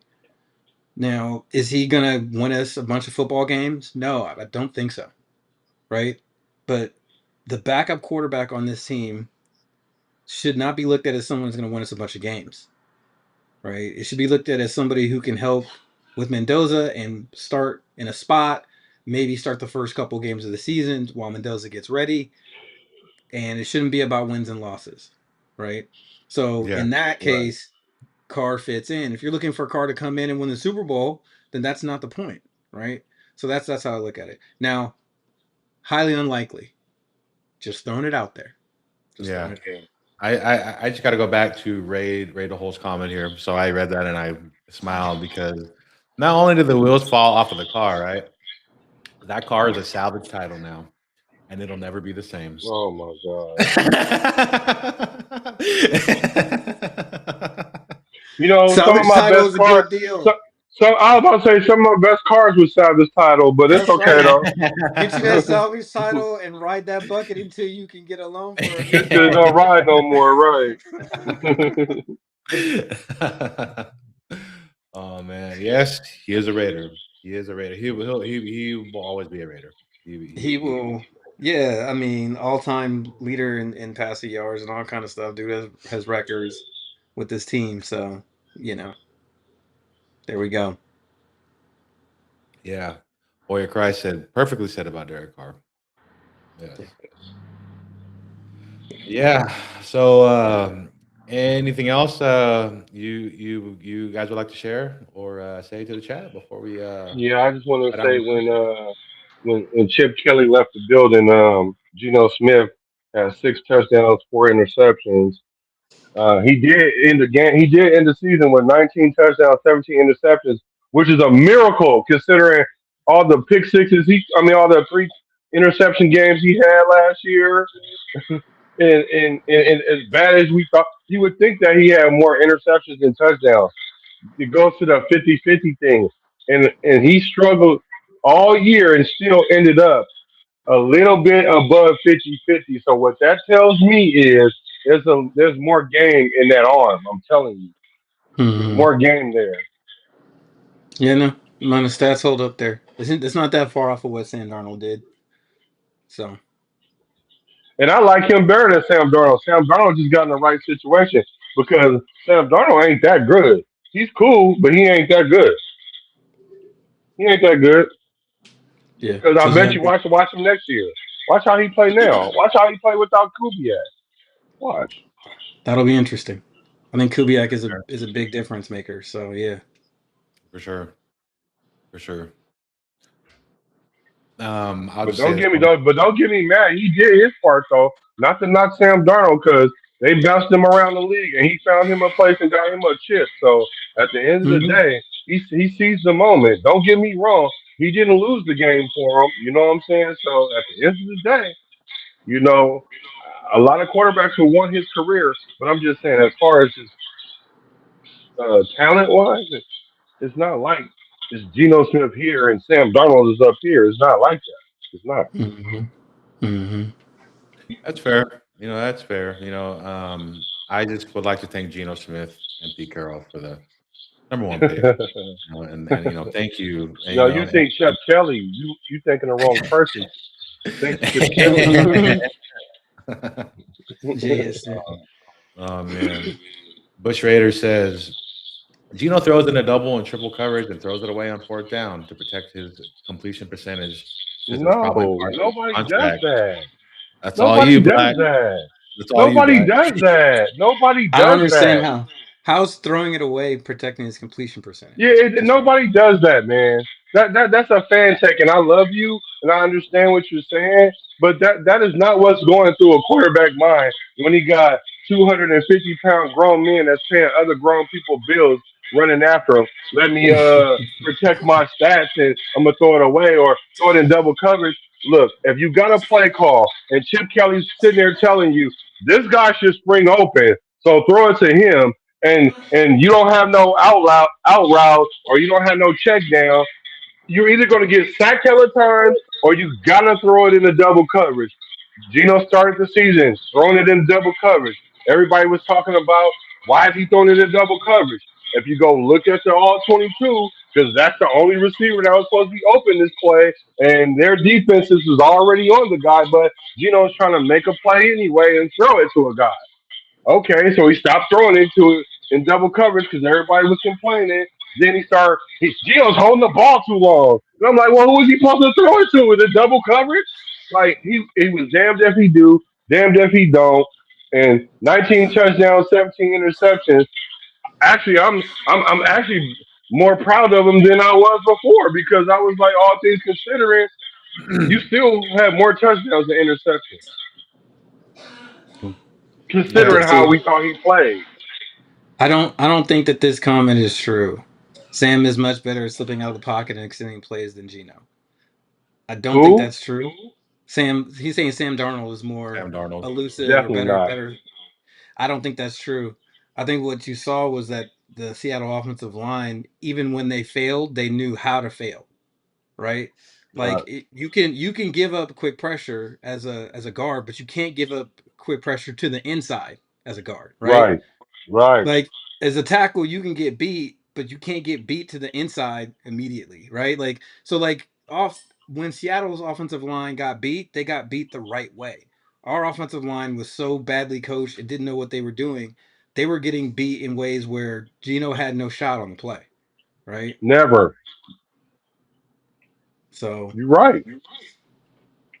You're right. there's Because that. you can get beat around the edge, and you can just matriculate the pocket a little bit. You know what I'm saying? Hmm. You know, Right. but what we were asking Gino to do was like 1, 2, 3, get up out of there. You know what I'm saying? Right. Like that's not comfortable for a quarterback, right? Like, Yeah. Nowhere to step. and You then know. and then Gino really was he really not that mobile. Like I think Mendoza might be more mobile than him. I thought Gino was a little bit more mobile than that. He's not that mobile, but he know how to matriculate the pocket well. We just had leaks on the inside, outside, up top, under the ground. Like it was somebody different Free every fucking rushers. play. Yeah, Yeah. every Yeah. play. Yeah, I mean, all they had to do was load the lineup and then disguise the blitz, and our offensive line would miss the blocks because they didn't know how to communicate and pass off the assignments. And then yeah, guys were getting beat the wrong way. It was a lot. So yeah, I mean, Yeah. it was messing with JPJ all year. Then they started putting people at center that never played center. It, come on, man. Yeah, Come on, man. that is for sure. Alex Crappa, not Cap. I called him Alex Yeah, Crappa. yeah. Like yeah, I Yeah. didn't get that one. Lockett was a bad signing. Yeah, So, did I not call it and say that we were gonna sign him last year? you did. You called it. You I, did. you I, know, I, I don't think he was a bad signing, especially once we lost. What's his name? Uh, to Well, oh Jacksonville. yeah. Yeah, we made the trade, and We were just punching at the trade air with that one. that was the season was already done once we were at Mm, that point. So I felt yeah, like we should have gave Jack Besh more, time and more targets. they At that yes, did. point, you know. yeah, rather than bring Lockett They in and let did. him play, I feel He like got hurt. Besh. I think Besh was Yeah, they was they, was they, they played healthy. all. No, I know, but he came in. He came in, played like a couple games, right? Didn't he come in and play a couple games? He came in and got more reps near the end of the season. Like Yeah. yeah, but I felt like that should have been his reps the whole time because it was already done by the time we picked up Lockett. But It don't matter that's a when you ain't small got no detail. line. You don't Yeah. even. Yeah, you right. It don't even matter when you ain't got a line. So Yeah, yeah. we need to get an Kelly's old sitting line. there. Meredith reminded him of Jason Kelly. This is the thing, though. Meredith played well the year before, and then all of a sudden, under this regime, he's horrible, right? So something ain't right, and it's the strobe light. It's the strobe light. What they know about that? They don't know about that. So what do you guys think about the because Kubiak runs his own blocking scheme, right? And Yeah. that's something that we normally do not thrive in.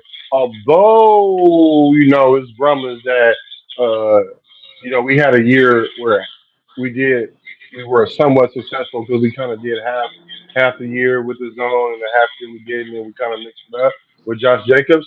But what do you guys think about that? I'm curious to hear what you guys think about because it was always an argument when a new coach come in and we go to a zone blocking scheme, we'd be like, "Oh my god!" But I don't think they were going to have the Mhm. same response with Chip with Clint. I mean, So Yeah. I'll touch base on that here first, because Hot and I we actually talked about it earlier, and so his dad Gary, was the coach of the Texans, and I'm a big fan of that zone scheme run offense that they do.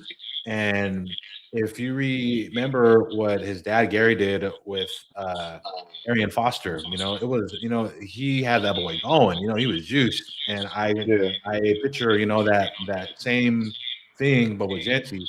But ultimately, Gary learned that from Mike Shanahan, because that was his stuff, and we could go back to Terrell Davis. He was tearing it up, and Right. so TD, I kind of envision the same kind of transition to our offense now because his son uh, C- Clint, I feel like he's going to run it, the same way, and I'm really expecting good things, out from Genty. Like I expect him to do a lot better this year Mhm. than last year. Right. I think with the zone scheme, right, the important thing is that you have athletic offensive linemen and a really smart running back, right, who can take advantage and is patient enough and quick enough to take advantage of the holes that open up, right? And and I think Genty is especially um talented in those kind of ways. So I think he fits the scheme extremely well. Um, I think with Grant and JPJ and having Colton Miller coming back and hopefully being healthy, right? DJ Glaze might be able to slide into guard or something like that. I think if we, add another good athletic offensive lineman, this is the outside zone.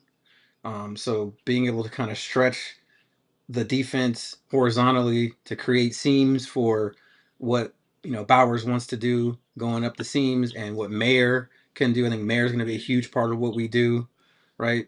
In 12 personnel a lot, so the defense is put in a bind, so we can end up having yeah, those advantages. Kubiak does a really good job of using formation and motion to create advantages where you have an offensive lineman and blocking a safety or a corner, right? And that's the best they can do because of how he's kind of set them up to fail. And so I think that's going to be a lot different than what we've seen usually with the zone, which is its zone scheme, and that's going to save us, and it's going to be the difference because of the scheme itself. I think Kubiak is a lot smarter about, yes, this is the scheme, but how do we make sure it succeeds by setting the defense up to fail, right? And right, so I have a lot more confidence in us running it with this personnel and this team. The line itself is already a pretty athletic line, between Grant and Miller and JPJ, like I said, and DJ Glaze can slide into guard some. So I see some functional pieces there. And if we can add something in free agency and draft for depth, then so we don't have to worry about if one guy gets injured, sort of thing. Um, that could be a big deal. I think the big deal is Miller staying healthy. Colton Miller is indispensable. We don't have extra left tackles just laying around. right. And the unfortunate thing about him this year was he got rolled up on. So it's an injury, but it wasn't like an injury that he Mm-hmm. kind of was involved in. Somebody rolled up on him, but an injury is an injury because the best ability his availability, and he wasn't available. So we need him to be available for sure because we do need to get a couple linemen, and hopefully we get some better scheming, which I think we will. And we'll see a night and day between our O line. I'm Mm-hmm. not saying we'll be our A O line, but I'm pretty sure we can go from an F O line to a C plus B minus. Right. Definitely, Right. definitely. Yeah. Jonico coming over is a big deal. Um, yeah, I think he's gonna help with some of the spacing and all that good stuff. So yeah, I'm excited about that pickup. Yeah. Yeah. Well, ladies and gentlemen, the jury, everybody here. The jury has spoken. We are right now. We're running. We're gonna round about it out to 2 hours in this stream here. So Yeah. we're gonna shut her down and give Mhm. some closing thoughts. Yeah. I'll let you guys go first, and then we'll end the show right after. Yeah. Yeah. My thoughts. You know, I think I've said it a couple times, but we're a couple key moves from being a really competitive team. I'm excited to see how this shakes out. $100 million in cap space, 10 draft picks. Looks like we're gonna Yeah. have a quarterback here, so this is gonna be interesting to see. Is this a team that's gonna try to go for you know, turning it around in a year or something like that, what we saw from the Bears? Or are they going to take a longer arc and, trade a Max Crosby and, try to go in and build this thing slowly and look at 2 or 3 years down the road as being the target? So it's going to be interesting to see how this offseason shakes out. Great point. Black. Yeah, I think we'll be crazy if we got rid of Max Crosby, especially with the defensive, with the new defensive coordinator. He's a run coordinator, So I mean, we got Max can stop the run. Sure, he doesn't get the sacks that we would like, but he creates pressure and he has tackles for loss. So we do need to have anchor in that defense. As far as the team, though, I can see us really like turning around. This is all the thing about it is I don't want our fan base to start acting like we supposed to go to the playoffs. Like, don't do that. Don't put the unnecessary pressure on the team because really, this is a if they signed up for 5 years, I'm thinking 3 to 5 years we should turn it around. But we have somebody that could turn it around in a year or two. And if we start seeing glimpses of that, don't sell the farm already. Don't get to overestimating as fans. Because, like I said, I don't have a problem with what the Raiders is doing so much because we're trying to figure it out. And you can see that we're trying to figure it out. It's the fans that's overreacting. Just like, chill. Let's just enjoy what we got. It's rare that we ever have a chance to get a first round quarterback. I mean, first number one pick quarterback that's undefeated, national champion, and a Heisman Trophy winner. I don't care if this is a weak quarterback class or whatever. We never in this situation. We got the top coordinator to be a head coach. We got all the right. We're making good moves. This is the second year of good moves. We got rid of some stuff last year. Okay, we thought we fixed some things. Some things didn't get fixed. Now let's patch that up. That's how we turn the corner on the culture. So hopefully that's where we are now, and we'll see. Coming up, maybe we're gonna get into free agency. That'll tell us which direction we're going in. But we definitely need to address the O line. I want Lindenbaum. But other than that, let's see what our defense ends up doing too. Great, great. Great point. I feel the same way, as you guys here. I'm definitely excited and more optimistic going into this new season than I was last year. I honestly feel like, and I said this last year too, but this time, I feel more genuine, with this year. So I really feel like we're actually doing things like a true professional. We got the young hotshot, offensive-minded coach who we wanted. We got him. We struck out last year in with Ben Johnson, so we got our coach this year.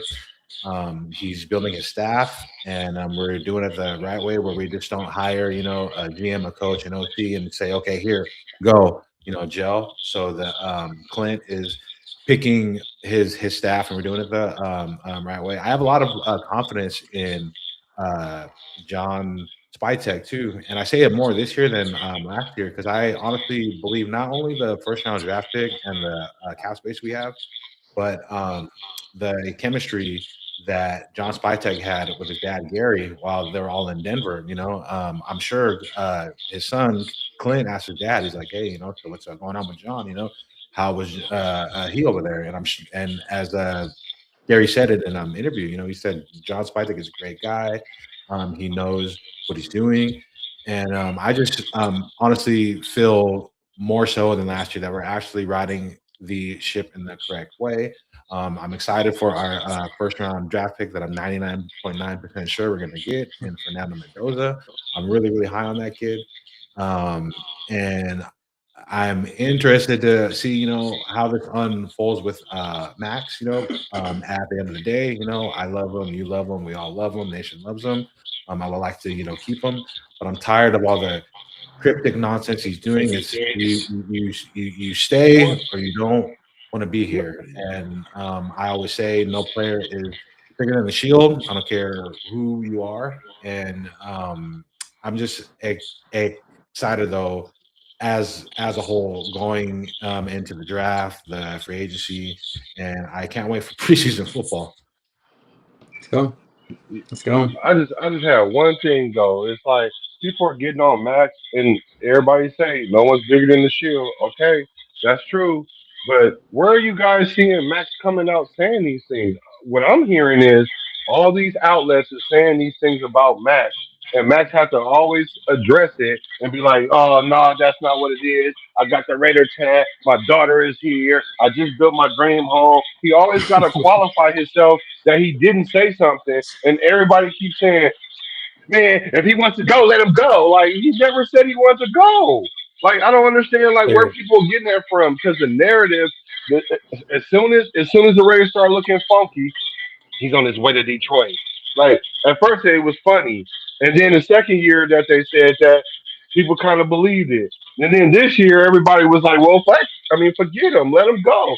Like, wait a minute, did he ever really just say that? Where I looked around to see where he actually tried to send that mixed signal, and I never seen it. Maybe, and that's not to say that I've seen all Raider content. I'm just saying I've never Mhm. seen that. I've just always heard Yeah. ESPN. Schefter now. All them fools is losing credibility to me now because they be saying stuff now that don't even be true. There used to be a time where Rappaport would say something, it'd be like TMZ.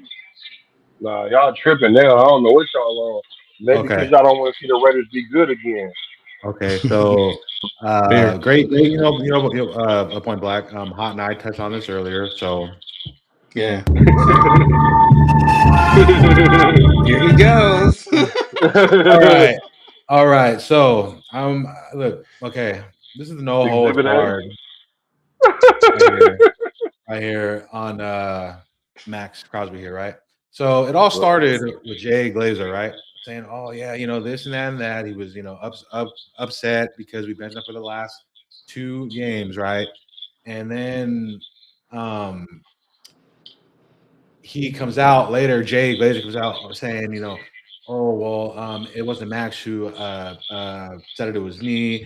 And then you see Max on his podcast and other outlets, saying, so Max, do you want to be traded from the Raiders? Max. This is the thing with Max here that bothers me. He never said it himself or gave you a clear answer on whether he wanted to stay or be traded. It was always the same answer, like, well, just know that I'm here putting in the work, each day, to here to like be the best, and all that stuff. But he never gives you a solid answer. And if he truly wanted to be here, just fucking say it. Say, hey, I want to be here. I'm just tired of all the cryptic shit. I don't like it, when he beats around the bush. When he was out, he didn't say shit. He just wanted to go, and just be straight up. I just don't like it how he's kind of acting like a little girl, and like, saying this and that, and saying, well, oh, well, a lot of people are putting words in my mouth, but he doesn't actually say it himself.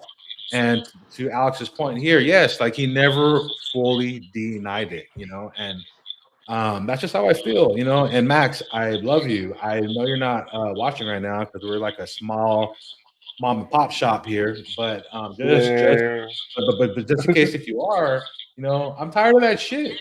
I'm tired of it. Max, You son of a bitch. Max, Max. Hey, Western is my guy, Max. Western is my guy for real. But I'm telling you, I've heard you say so many times that you want to be a Raider. You got the tat on you. Like, what do you need a fucking billboard on your forehead? Like, I don't understand why everybody needs you to Listen, come all the way out and say, you know what? I don't care what the Raiders do. I'm gonna yeah, want to be a Raider for life. No, right. the Raiders have a history of doing this to their players. We just did Josh Jacobs just wrong. You know what I'm saying? He lived. He sat there and watched that. Josh Jacobs was like, "I want to be a Raider." The boy was in the parking lot. I mean, like, come on. He still got shipped off. Like, what more does a person have to? You got to remember, at the end of the day, they don't call this show friends. They call it show business. This is a business, and the Raiders will do you dirty. They've done Marcus Allen dirty. They done done the most Raiders are Raiders. They even did Charles Woodson dirty, but we made that right by bringing them back. But I'm just saying, all that to say is it's hard to give your heart 100% to the Raiders, knowing how they do their players. Like he's already Listen. said it out of his mouth that he didn't want to go nowhere. Like how many times he got to say it?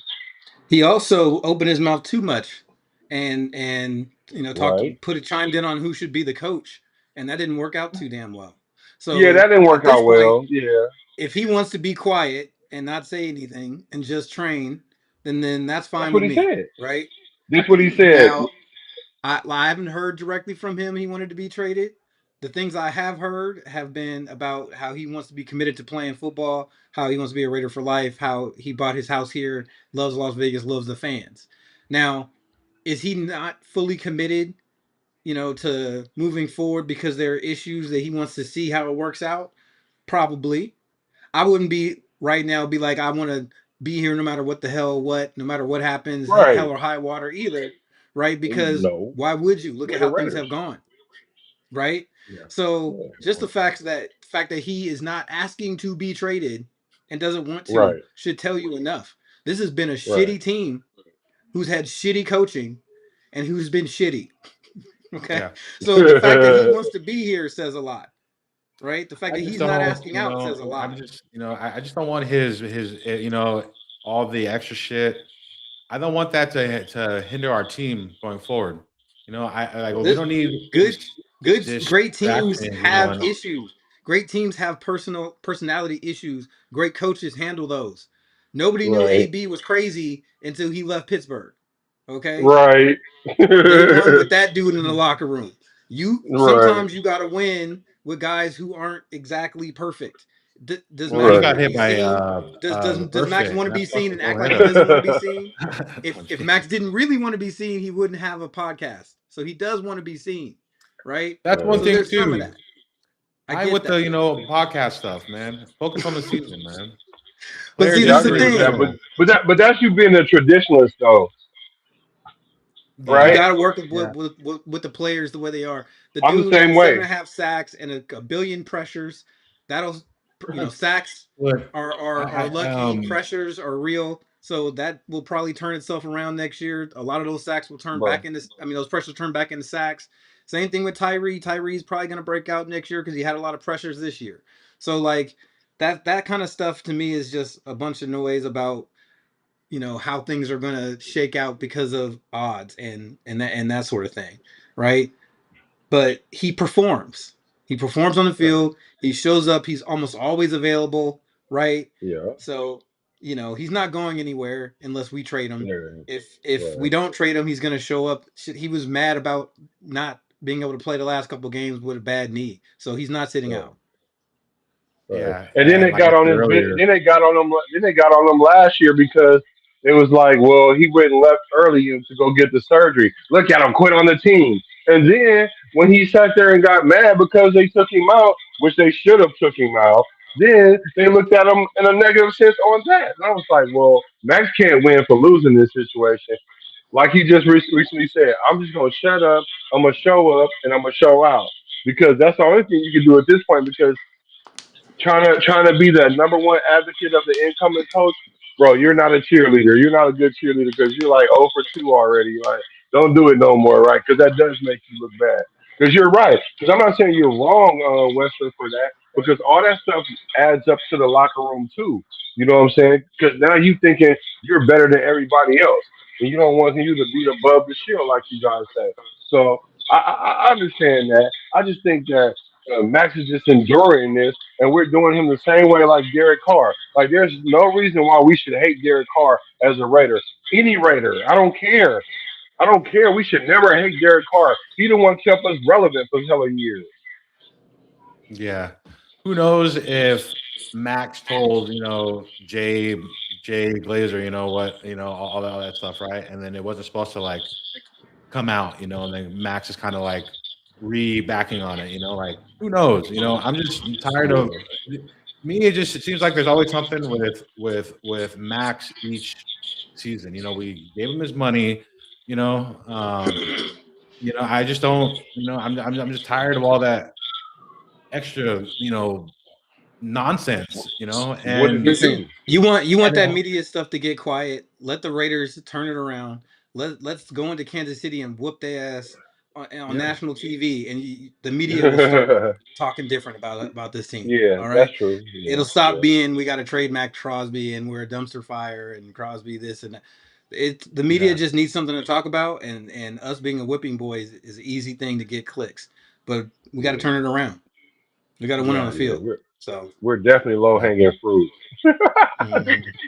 Yeah, I just, just keep this in the back of your guys' head. Like I Yeah, wouldn't be shocked, if there was something, if a trade were, to like happen. Like I would. I just would not be, so surprised by it at all. Yeah. I Ultimately, I would would. like him, to like, stay, but Right. we'll we just have to say, I mean, see, how Yeah. things pan out with that. This could We'd be have to get a interesting. king's ransom. We'd have to get a king's ransom for him, though. We'll see. Give me that Pro Bowl Yeah, player and 2 first-round picks. Maybe we'll talk. But we'll see how this. It's going to be interesting how this front office looks at this team. Whether they think we need to trade a Crosby and kick the can down the road a couple seasons, No. or if we're ready to, with all this money and draft picks to try to compete pretty quickly here. So we'll see. yeah. Well, I feel Yeah. like if they were to trade him now would be the like most assets that they could get for him. Like his trade. Value cannot go any higher after this season here. Then after, I just feel like it's going to go lower and lower and lower. But we'll see. I just hear all kinds of stuff, and I'm just tired of the Max Crosby bullshit. And I don't That's the mean and media, I bro. don't mean it like this. Just shut up and tackle. you know, like damn. Because I remember last year, everybody was saying Max Crosby, he doesn't show up when we need him to, and then this year he did. Like he was showing up legit in like big game situations. We just wasn't never in a situation to win games like that for the simple fact our offense never got going. But Max Crosby definitely played better this year. Like I don't have a problem with Max Crosby. The only thing I have a problem with is the media portraying the Raiders the way they are. And if we are gonna get rid of Max Crosby, like you said, we need a Pro Bowler and 2 first rounds. Yep. Yep. Because the way we did Khalil Mack, that like nothing surprised me at this point. I can't even. I won't feel no type of way after we got rid of Khalil Mack. Yeah. Yeah. We'll see. Yeah. Yeah. Just don't be shocked. He said, he said, just like I told y'all about Pete Carroll. Don't be shocked. Hey, who knows? Who knows? Who knows? Well, we'll Yeah, you see. definitely told us about Pete Carroll. Yeah. You Yeah, called that when nobody called that. So yeah. We'll see how Nostradamus pans out this year. Right. You know, how Right. how much I could get right. You know, Right. we'll see. But on that note, we're gonna end. You know, we're gonna wrap up the show here. I just want to say thank you, Welcome back, everybody, from guys. whatever Yes. outlet you are watching on. Thank you so much for Yeah. being here. Next weekend on Sunday, I will be on Hot Show. We'll be going live 3 p.m. Western time, and I'm looking forward to all you guys being there. And thank you so much for this support and all the things you guys do. You know, I have so much gratitude, you know, for all you guys out there. I wouldn't be able to do and have what I have going with this live here without you guys. So thank you guys so much. They Awesome. just got so humble, y'all. Don't you love it? He's a man. Yeah, Westradamus. that's your diamond. I try. You guys would like to say something for the crowd before we jam out of here? Yeah, like and subscribe. Thank That's you. right. We'll be Thanks back for the next super week. Thank chat. you. Thanks for the super Yes. chat. 100%. Yes. We'll be back next week, y'all. Okay. All right, y'all. Y'all have a good night, and I will see y'all later.